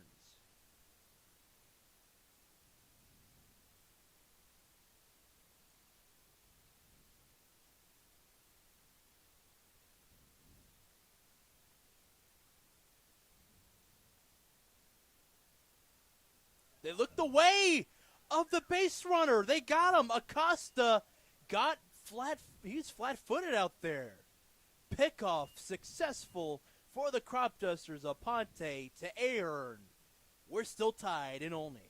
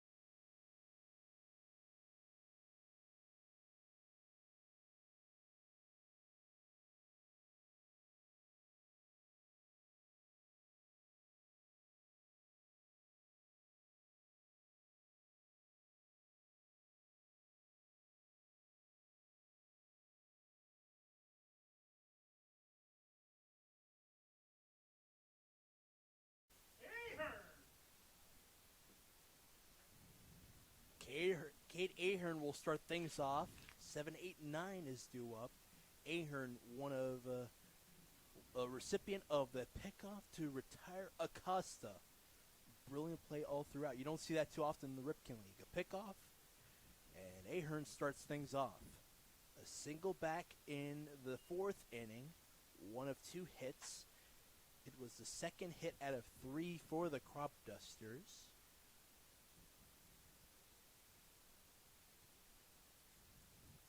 A 1-0 from Tofan. Strike 1 upstairs.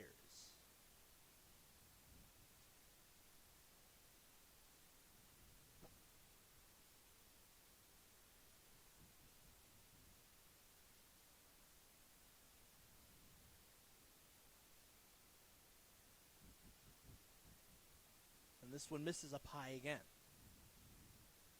It's 2 balls, 1 strike. Dufan, who angles his glove inward and unravels the pitches as he does there. Ahern is going to tag this one away from the heel of the glove of Kim. Ahern is safe at first. Yet again.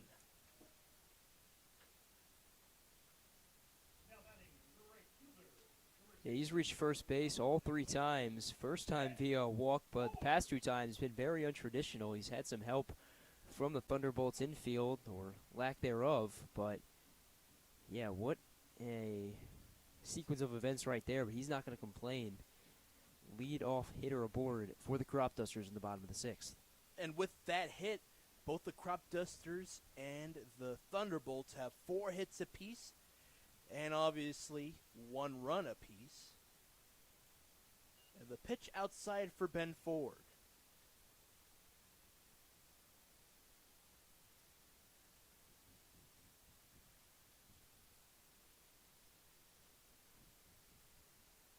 One ball, 1 strike. Ben Ford pleading his case.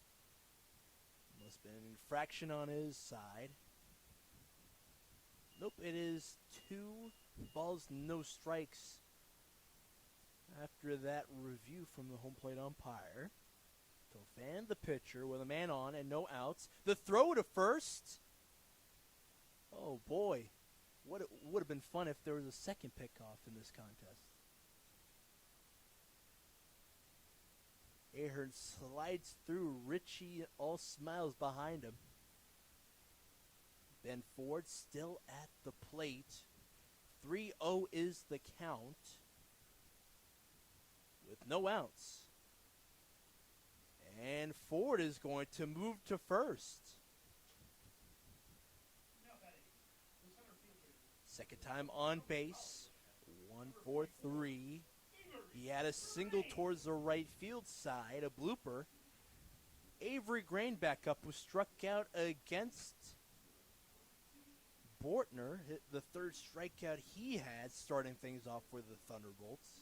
He's having a quick word with Coach Leader.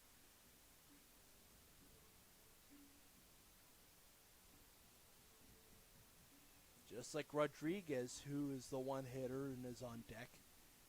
Very fast-paced runner in his own right. Yeah, this is the guy you want up here because you have no outs, and if you put him in between the base paths, not only does it load the bases, but puts a guy with so much speed in between the base paths. Then you bring up Rodriguez, so much speed in his own right.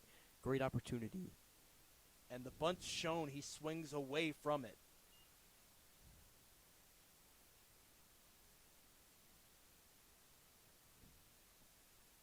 And he is square. He's not moving around too much while he has it up there.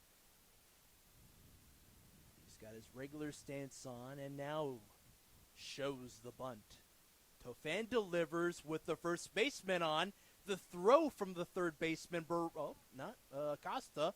They get the out, sack bunt to move to Ford at second, and at third, it's Ahern. He does the job as Fricky tagged up in the infield grass right near the line. And another guy who could bunt around. We'll see. Yeah, he's done it in consecutive games, so I wouldn't be surprised if he executes it right here.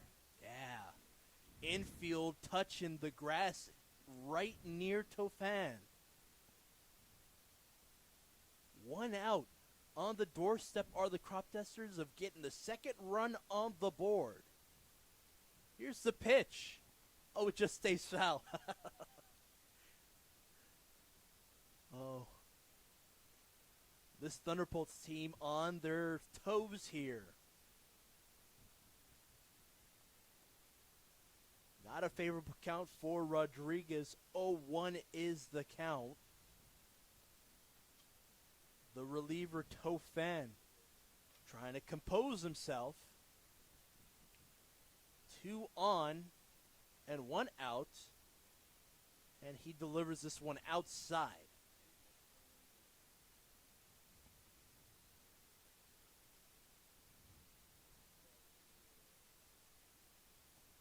Laid a bunt down in the Gaithersburg Giants game that was suspended, which led to a 4-2 lead for them in the third inning.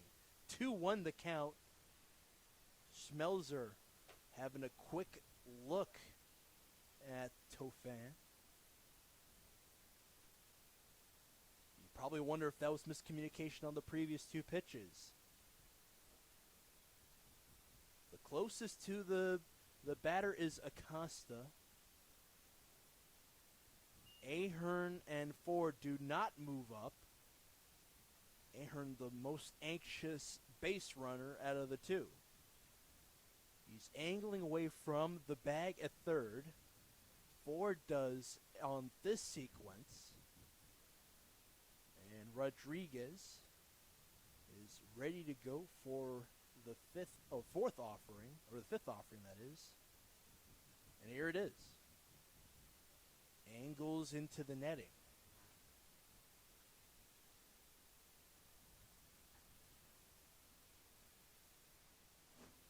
Olney Cropdusters with only 1 out. Rodriguez is sneaky. He's trying to get on a base. Full count pitch. And it is ball 4.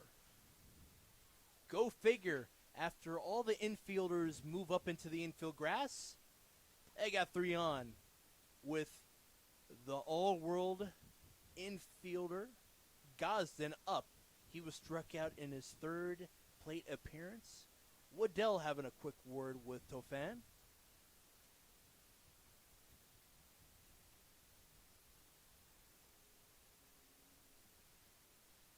And Peyton, what's the best course of action for this T-Bolt squad?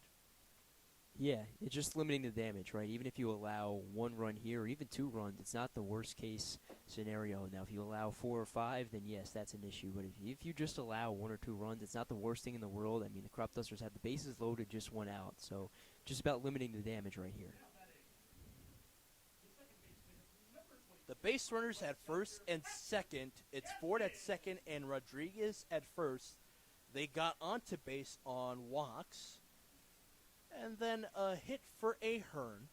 A single that screamed in front of Matthew Kim off the heel of his glove. And it allowed him to move from home to first. This one up in the air to left field. Over the wall. It's gone! What a guy! A grand slam! Cropdusters are up 5-1. First appearance and a shot on his 4th at-bat. Welcome to the show, Mr. Godzin. What a debut. I mean, talk about having a moment, a grand slam in your first ever game. We've talked about Aponte coming in, having the game he's had in his first relief appearance of the season, but how about Godzin getting it done at the plate, taking it over the left field fence? Incredible, and this Cropduster crowd just re-energized. Great crowd on hand on a Saturday night. Baseball on, what more could you ask for?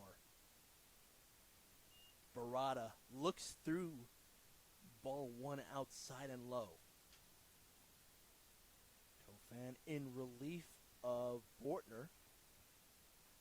He's got only 1 strikeout in the contest. It was against Gosden.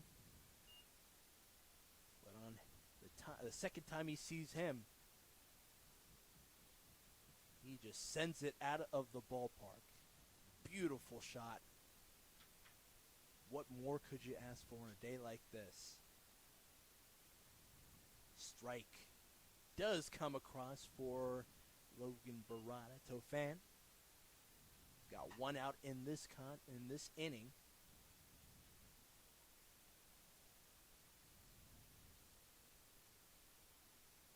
He'll deliver the 2-1. This one dribbles in front of Gibbs, and the out. 2 outs and nobody on.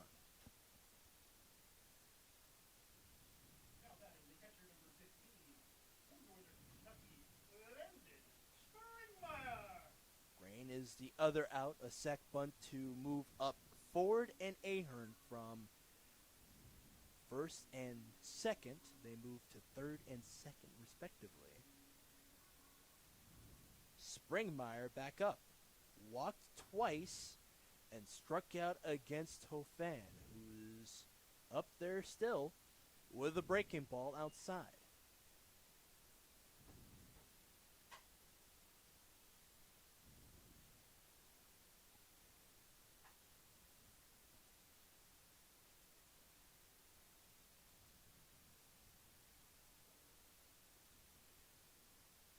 Lifted foul behind.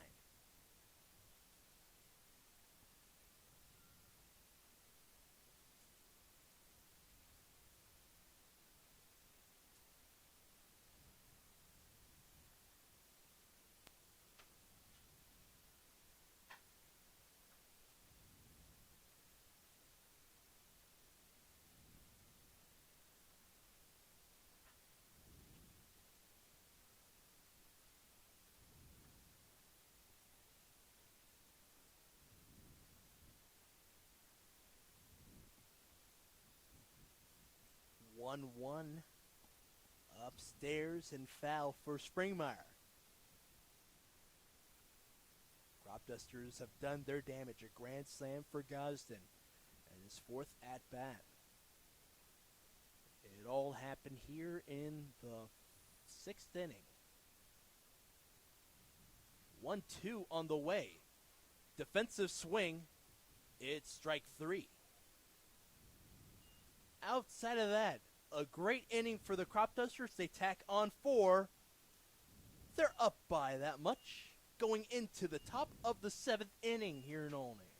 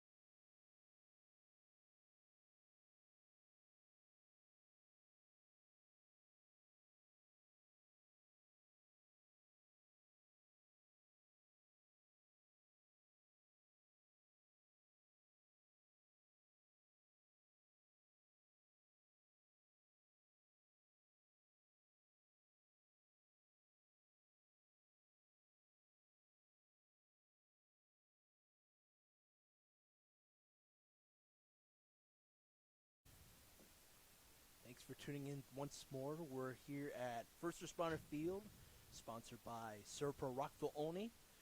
New pitcher on the mound, it's Joey Zito.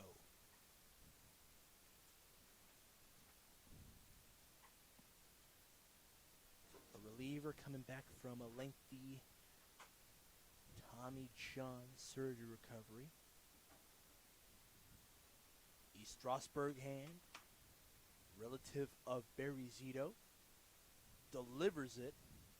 It's strike one, lower half. We mentioned it before. The way he maneuvers as he offers at it. He goes shoulder and then delivers, as you see there. This one's roped into the glove and away from it of Barada. And a man is aboard. Caleb Sturtevant, a single to the third base side.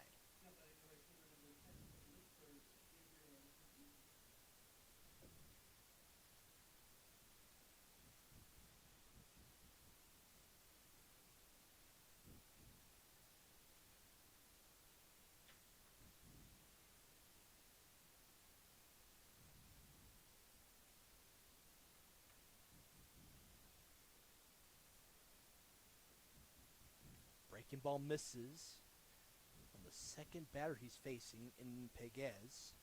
Struck out twice and had a double in the left center field side. Grain was tagging up to go and make the catch. It was off the wall. Allowed him to have that double as well as a stolen base in that appearance. Struck out looking in the fourth against Aponte. Days over for him. 4 strikeouts, 1 walk, 1 hit through 4 and 2/3 innings pitched. This one lifted for Grain. He has to backtrack, and it's going to go towards the warning track and the wall. And staying put at third is Sturdivant. A double for Pegues. How about that? 2 strikeouts, sandwich in the 2 stand-up doubles. Yeah, he's had himself a really nice game. 2 extra base hits for the T-Bolts as a whole, and both of those coming off the bat of Pegues.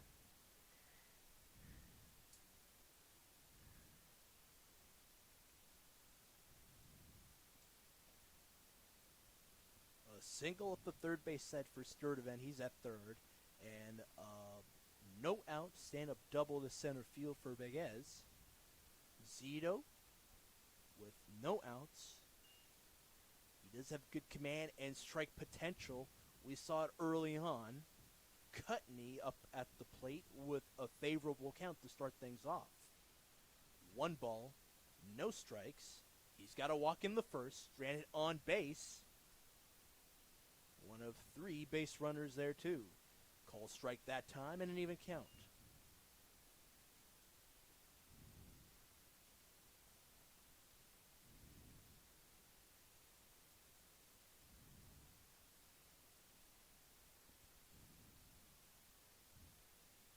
Zito on a pitch that bottoms out on him. Sets the batter up again with a favorable count. 2 balls, 1 strike with 2 men on at second and at third. At second is Pegues, at Sturdivant at third. 3-1 the count at the plate for Nolan Cutney.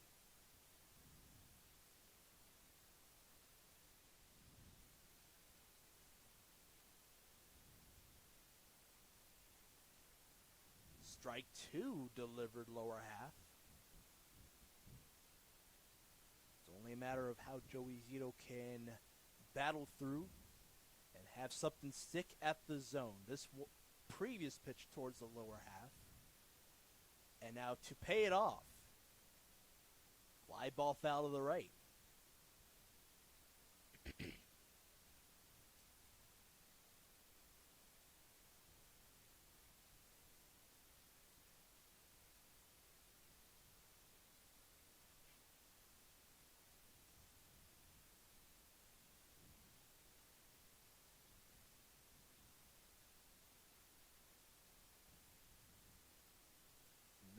Cutney awaiting the payoff pitch. This one up the right side, and Eckert's going to wave 2 home from second, and the throw is offline. Pegues from second, and from third is Sturdivant. The Thunderbolts are chipping themselves back into the contest. They're down by 2 runs. 3-5 is the score. Your home team's still on top. That's the fun part about it. Yeah, and I like the way you phrase that, chipping away, right? It's not all going to happen in one swing. It happened for the Cropdusters. They got all 4 runs off the bat of Gosden, but yeah, just going to be a process of chipping away. Zito going to try and stop that. Bases clearing, single up the right side. 3rd straight hit to start things off after they haven't had a hit since the 3rd. It was a single up the middle for Fricky. He's the 8-hitter. We're at the 5-hitter now, who had 2 walks. Put out at 3rd on a double play. Joey Zito. After a foul ball from Pavel.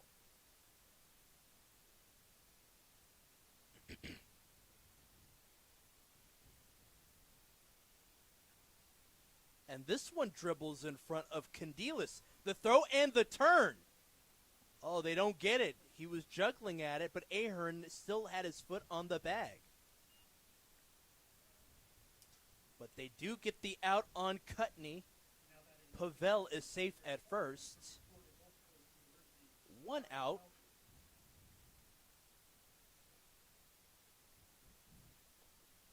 Kai Schmelzer back up there. Popped to the glove of Gosden in the 5th. First offering is fought off from the bat of Schmelzer.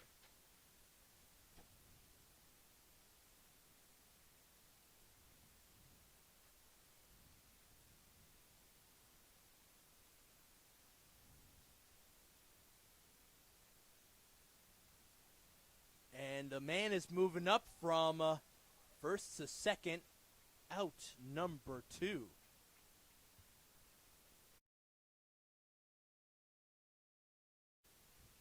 What awareness from Springmeyer as he threw it after he had to grab at the late pitch from Zito.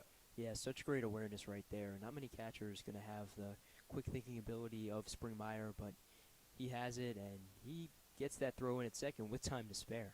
Yeah. No base runners on after they get the tag out on Pavel, who's tagging up from first to second. 2-1 is the count for Schmelzer at the plate.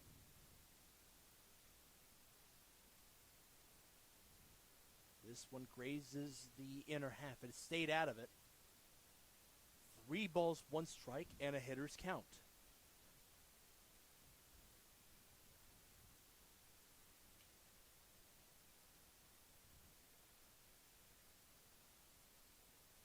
Strike 2 assessed, and a full count.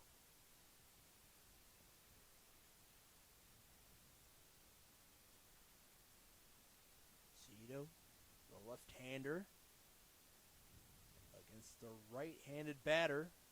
6-pitch walk after 2 outs and 2 putouts.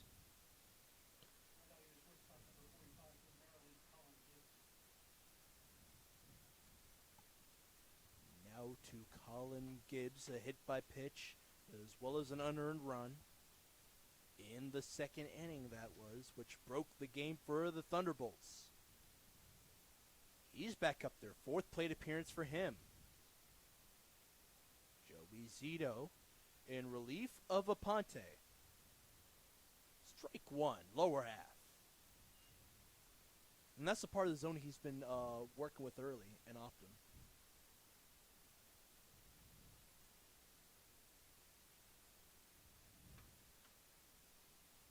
It angles through, breaking ball, lower half yet again. Pitchers count, Gibbs down in it. No balls to 2 strikes, 2 outs and a man on. A 2-out walk for Schmelzer's at first. And the offer goes away from the zone. Zito in it against Gibbs.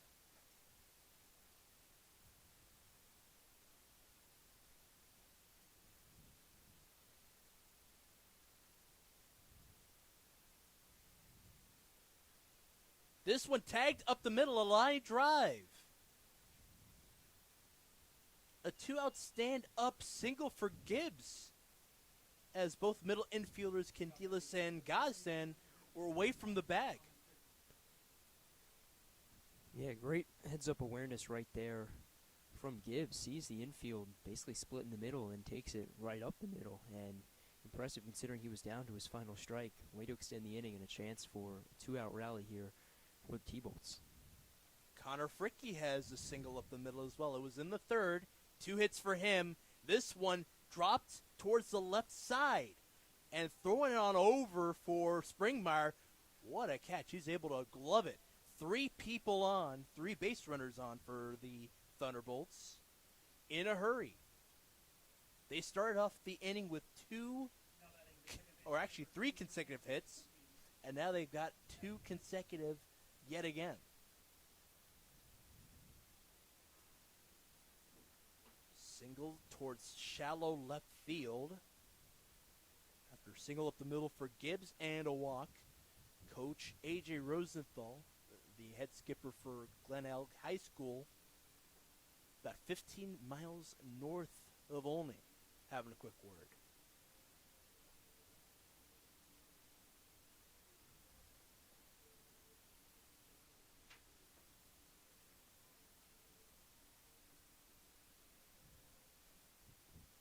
With these past at bats for Gibbs and Vicky, I don't think it's all on Zito, though.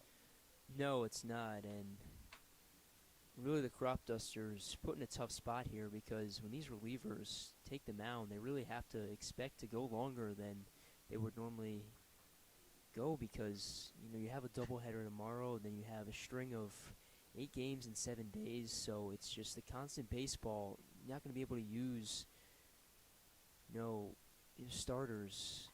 The bullpen's going to be used more. It just creates so many issues, so yeah, Zito just having to go a lot longer than probably he expected. With 3 base runners on, we're about to bat through the order for the Thunderbolts. 9-hitter Kim on. Ball 1 assessed lower corner. He struck out twice in his first 2 plate appearances, both against Austin Weiss. And he puts this one towards the second baseman and Gosden. Quick out to strand 3. And Joey Zito and the infield for the Cropdusters get out of the jam. 2 runs to go along with 5 hits for the Thunderbolts. They're not out of it. Cropdusters still lead it by 2 runs.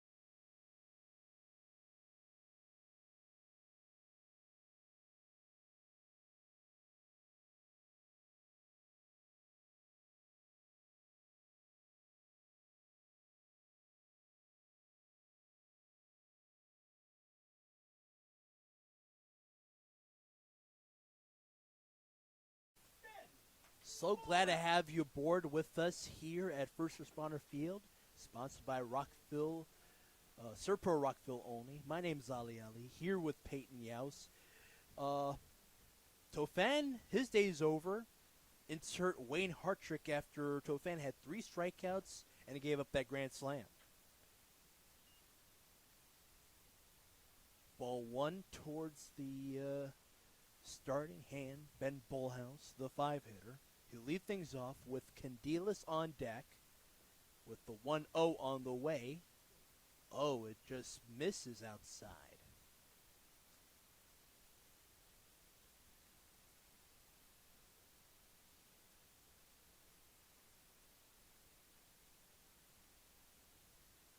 The field has settled here. They're all right near the outfield grass.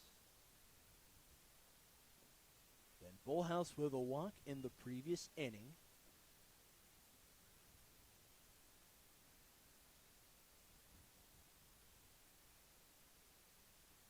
His fellow Golden Ram and Gazin juiced up this crowd with a grand slam to left field.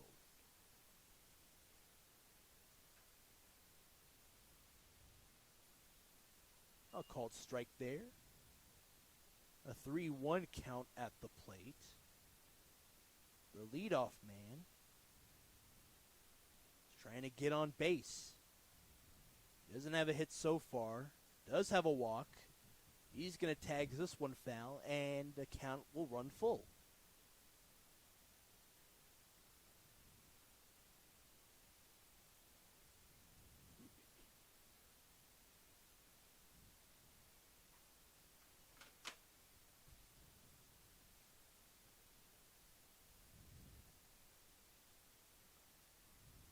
To pay it off.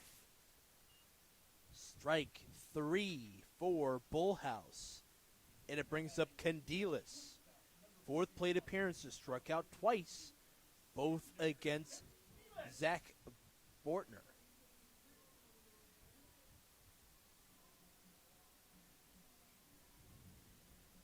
Just like how Noah Tofin started the day for him, the reliever in Hartrick sees one batter and strikes him out.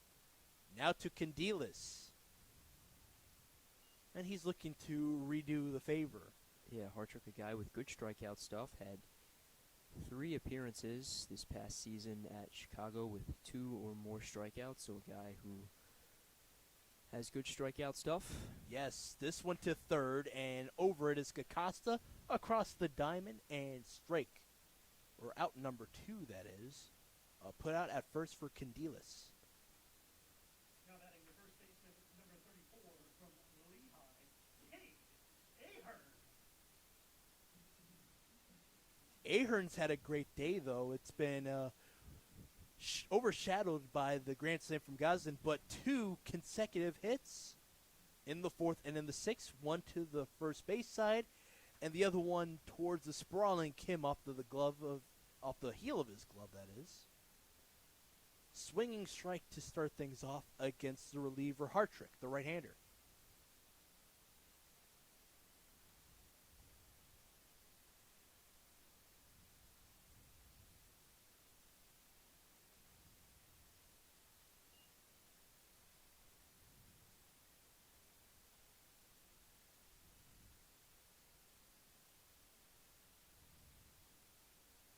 The 0-1 gloved by Smelser. He didn't have to move too much to corral it.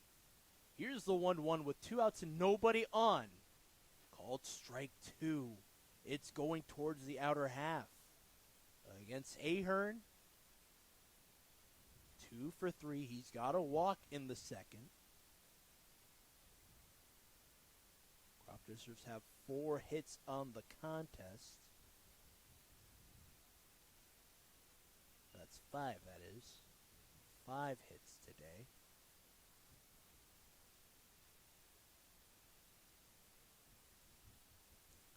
Ahern with an even count once more. Third pitcher of the day for the Thunderbolts. He's got a strikeout so far, as well as a putout. 2 outs and nobody on. Swinging and miss up high. Ahern is retired. 3 up, 3 down. T-Bolts are trying to dig out of a 2-run hole. But the Cropdusters, the home team, up by 2 runs.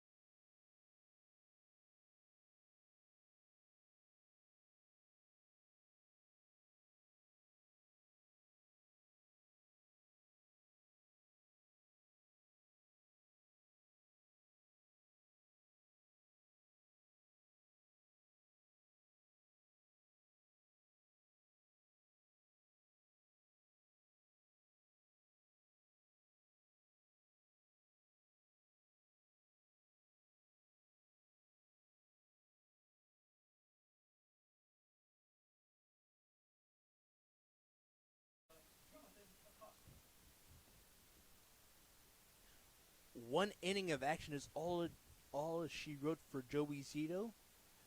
2 earned runs and 5 hits.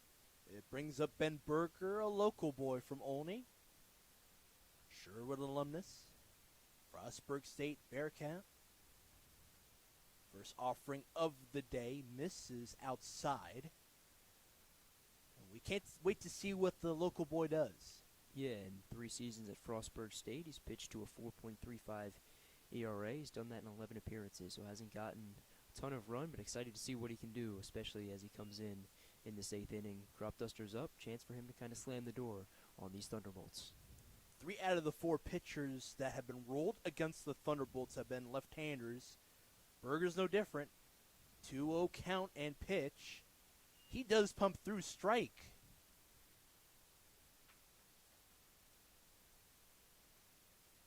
He's going up against the one-hitter, Acosta. 5th time we're at the top of the order on the day for the Thunderbolts. And he's digging out of it. It's a 2-ball, 2-strike count.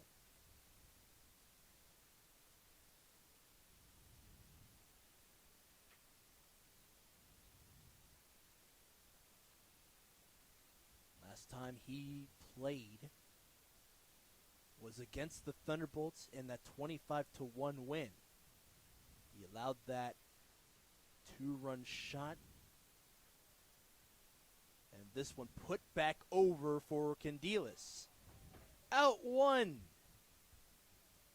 The shortstop makes a key play to bring up Sturdivant.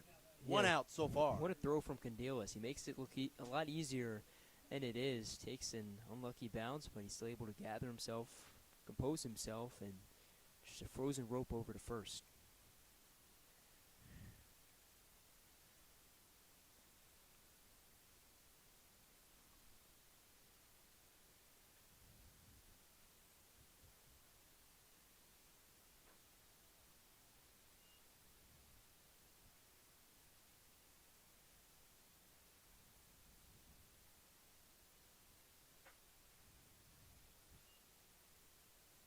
Berger unleashes a breaking ball upstairs. Caleb Sturdivant, a returning batter for the Thunderbolts, had a single to the third base side. Curveball misses for Ben Berger. 2-1 the count. In the 7th, he scored on a Nolan Cutney single up the right side.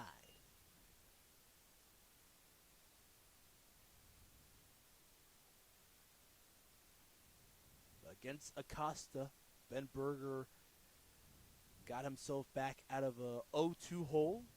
This is a 3-1 count and a walk. 1-out walk for him to bring up Pegas. And it's the 3rd walk of the day for Sturdivant. Stranded on base twice. Yeah, that's why you have him hit second in your order. He's a guy who can get on base.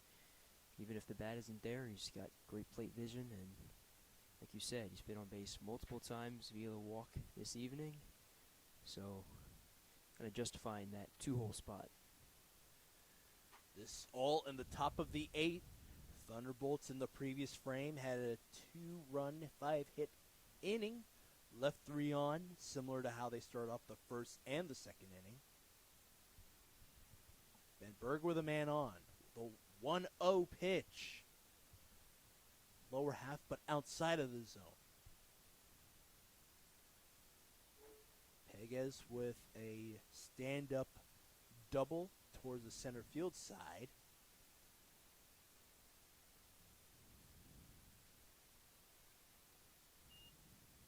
And Sturdivant will move to second.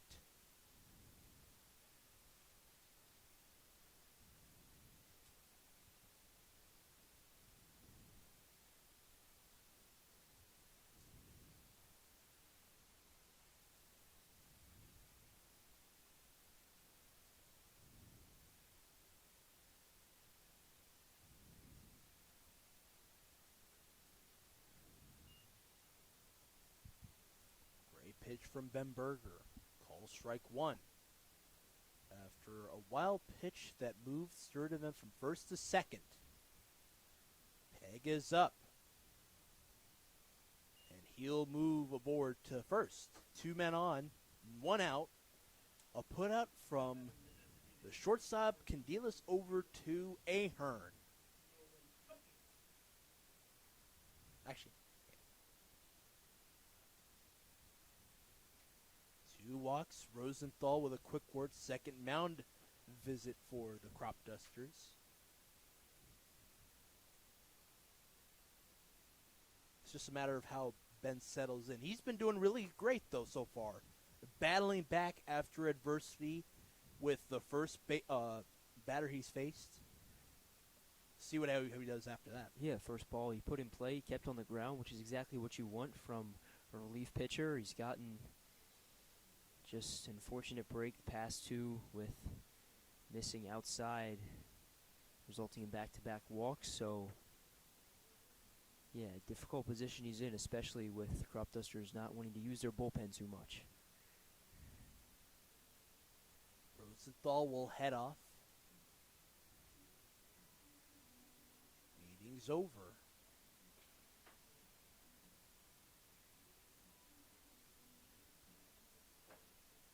Now on to the 4-hitter Cutney. 2 RBI single towards the right side for him. And then caught stealing. Candelas to Gazin, who was at the bag over there. They got the out in the 7th. And this one hits his foot. And he'll move to first. He's still grimacing right in front of the plate.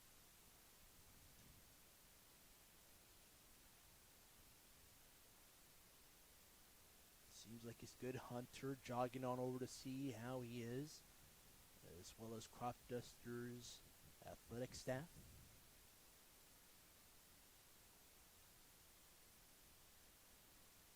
I think he will soldier on.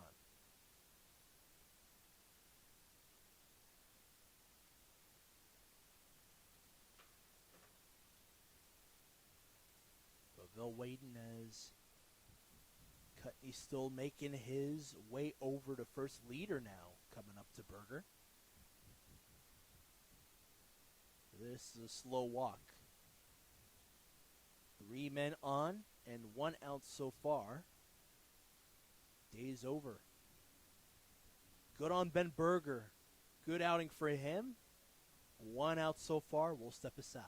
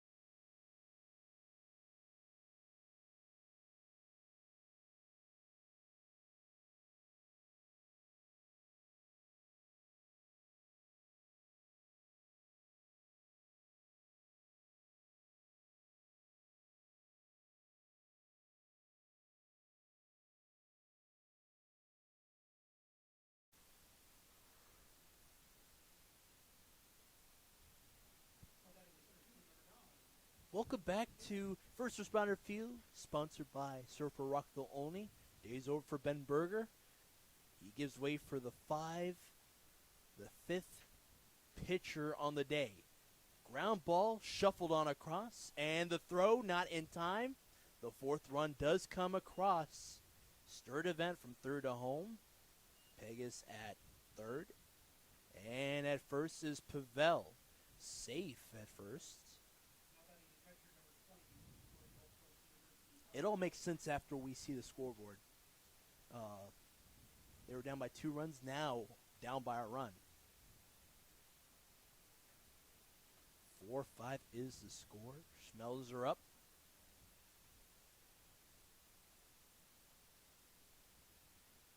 Two outs so far. Tom Have delivers, and it's fouled aside.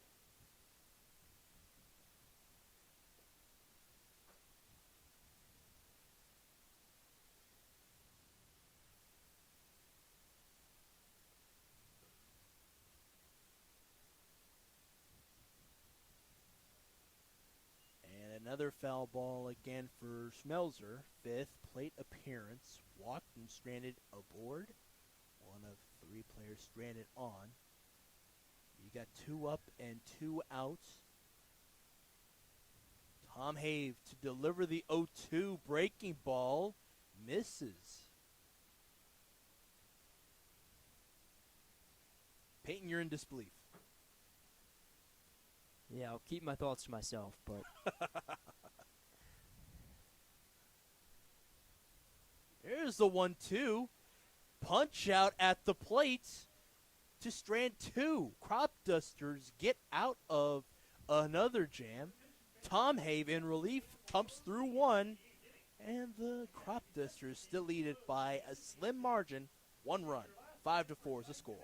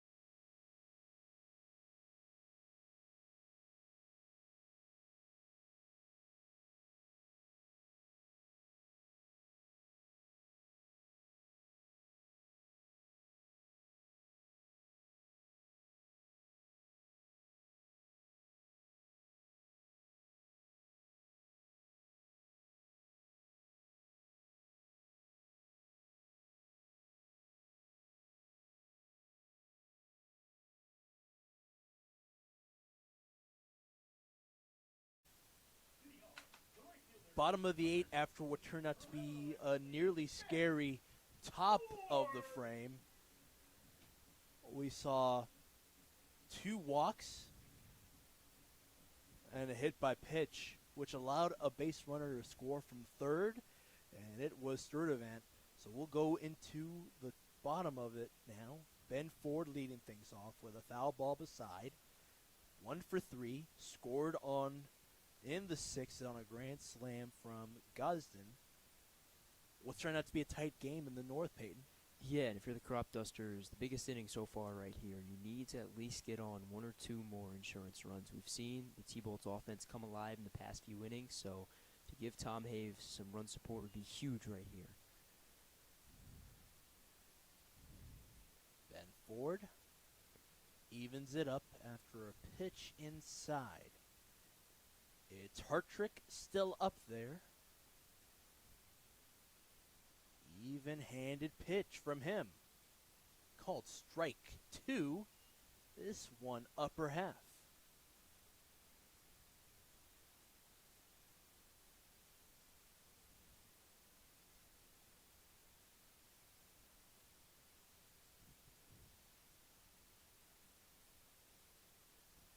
The 1-2 swagger through. And Ben Ford's out. Strike number 3 on the day for the third pitcher on the day for the Thunderbolts. Walter. 1 out to bring up Cade Walter, who is at center field now for Avery Grain.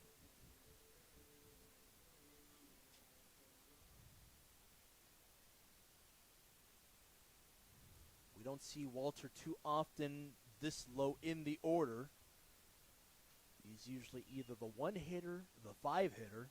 This is the first time he's been the 9-hitter for the Cropdusters early in the summer. He's up in the count with 1 ball, no strikes against Hartrick. And that will even up the count, lower half and outside. On a pitch from Hartrick, a breaking ball.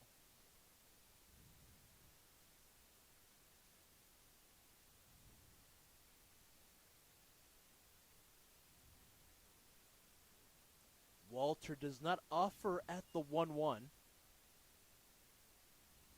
Donis Rodriguez, who's the 1-hitter today, is on deck. He has 2 walks to go along with a hit early on in the contest.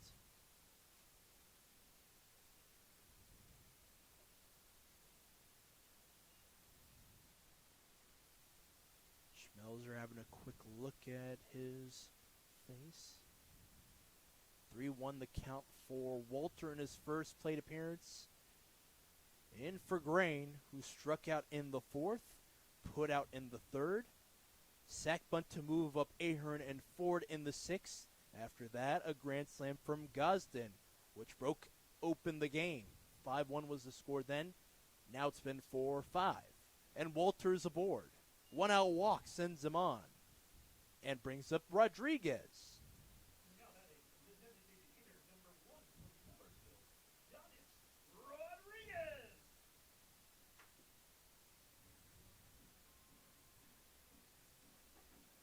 He's been on base 3 times. I think he's been on fire as well. Yeah, and I think it's fitting that his walk-up song is Fuego.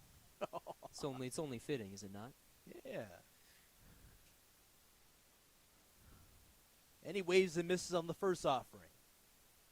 Via Hartrick, who's got 3 strikeouts so far. He had 2 in the 7th, 1 against Bullhouse and another one against Ahern, who's been on base 3 times before that strikeout, does Ahern. And Ford, who led things off here in the 8th. And not a favorable look for Donis Rodriguez. He's down on 2 strikes early on. 1 man on, 1 out so far. Top of the order for the 5th time for the Cropdusters. Here's a pitch from Hartrick. 3-pitch swing and a miss. 4th strikeout of the contest. And Gosden, the potential hero, is up.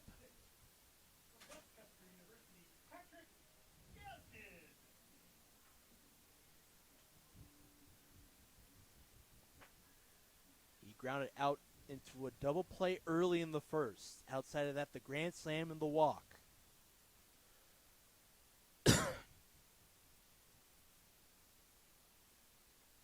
And the throw over to Walter. He was just moving away from the bag as that throw from Schmelzer was coming through.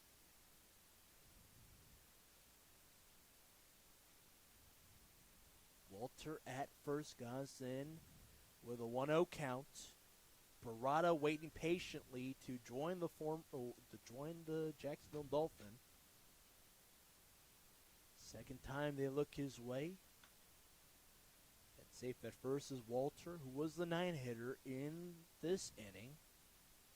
Gosden still waiting for the 1-0, and here it comes. The throw as Walter moves up off of the glove of Gibbs, and Walter's aboard.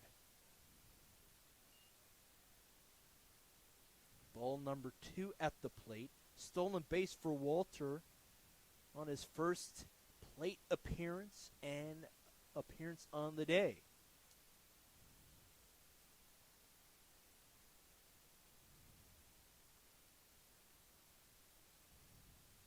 Time is called for Gosden as he wants to get a good feel of his bat. Righty against righty. Walter at second as he angles onto his right. Called strike through. 2-1 the count.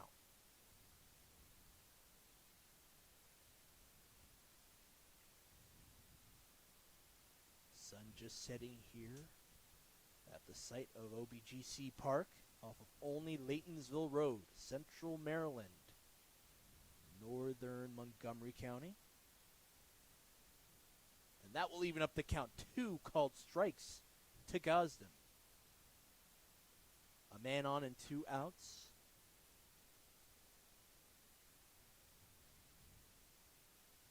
Walter called up in the spot. Very speedy around the base paths. See if they can get an insurance run here. This one up the right side. Walters is being waved on home. What about the throw?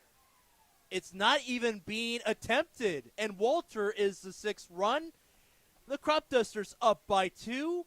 Gosden, that is safe at first. RBI single up the right side.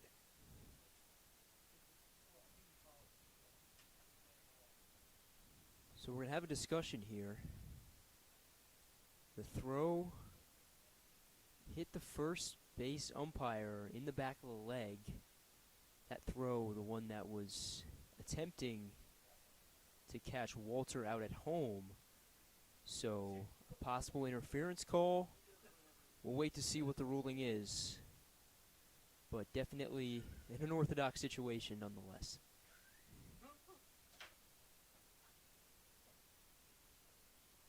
Looks like the ump is good, though.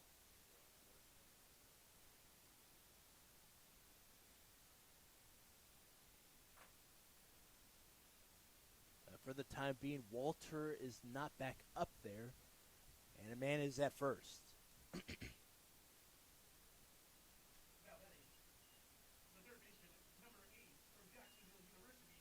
The run will stay up on the board. Walter, who stole second, scored from second there.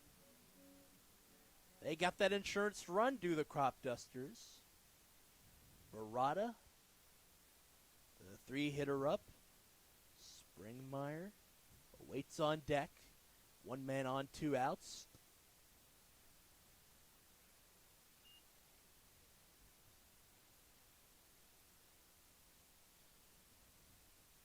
Timer violation leads to the strike into the outer half. It is a 1-1 count. Barada now hitless throughout the contest. 5th plate appearance to go along with a walk. And he'll go ahead of the count again via Hartrick.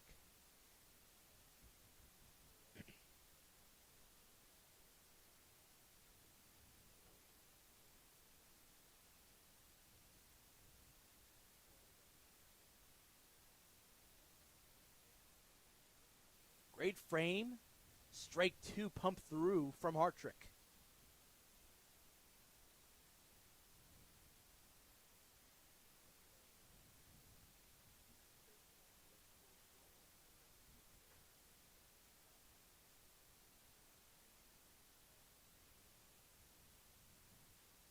And this one lifted to left field.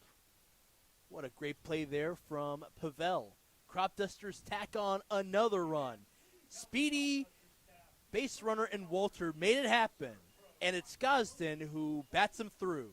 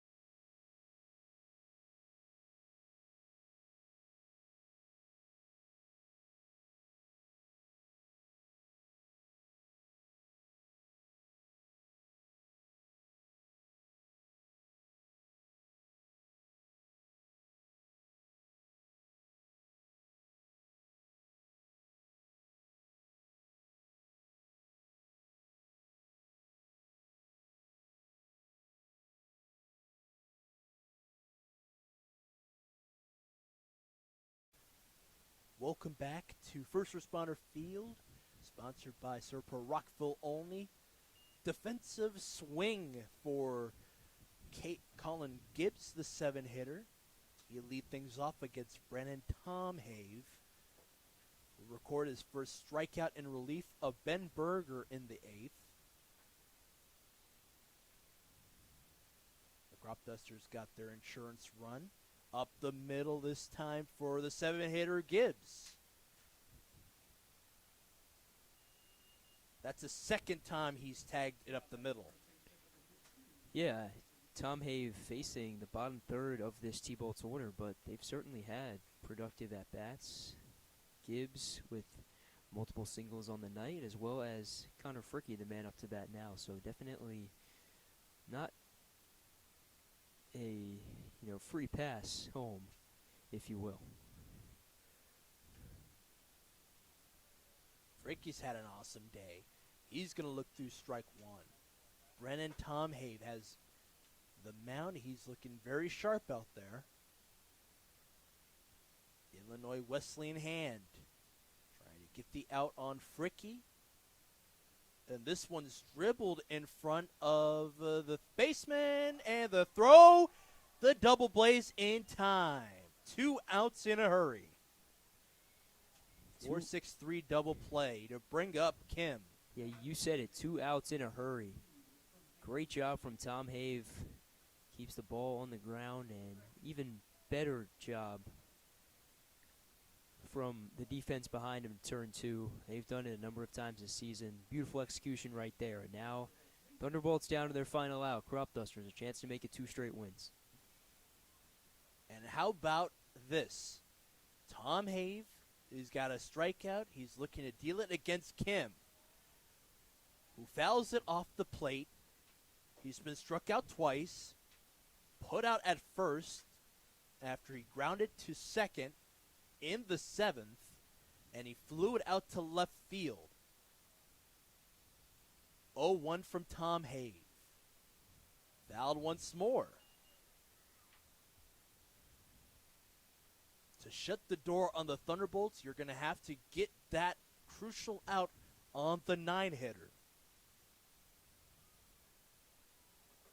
This is the bottom of the order, which has been very good for this team so far. 4 hits out of the 3 of them.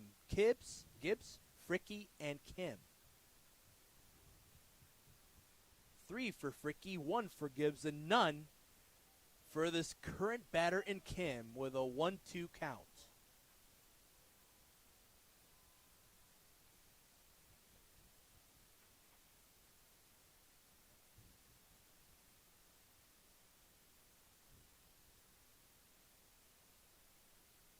Cropdusters bullpen on pins and needles looking for their second straight win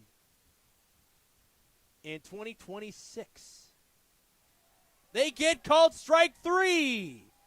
2 straight wins, and they have an even win-loss record, 4-4. The score here, final score, 4-6. What a great win for the Cropdusters. Winning pitcher, Devin Aponte in his first appearance. Losses, Noah Tofan. Your thoughts? Yeah, great win, and a gutsy win at that. This one highlighted by the newcomers. Godzin with 5 out of the 6 RBIs in his first game. Then how about Aponte, the winning pitcher? His first appearance as well. A very gutsy win with the Cropdusters. They'll take it. That's 2 straight for Olney. They look great, the Thunderbolts, but the problem is left on base. If I count it right here, that's 14. How do you get out of that jam if you're the Thunderbolts? Yeah, it's execution, right? You can get all the runners you want on base, but if you can't drive them home, it means nothing, and that was the story tonight. Got any thoughts before we got that doubleheader today, tomorrow against the Giants? Yeah, definitely going to be a short night of rest if you're the Cropdusters, but this is what they're built for, so I'm excited to see what they've got in store tomorrow. Yeah, glad to have you, Peyton, again. We'll see you folks tomorrow morning when they take on the Giants. For Peyton, my name is Ali Ali. Have a good night, and we'll see you tomorrow.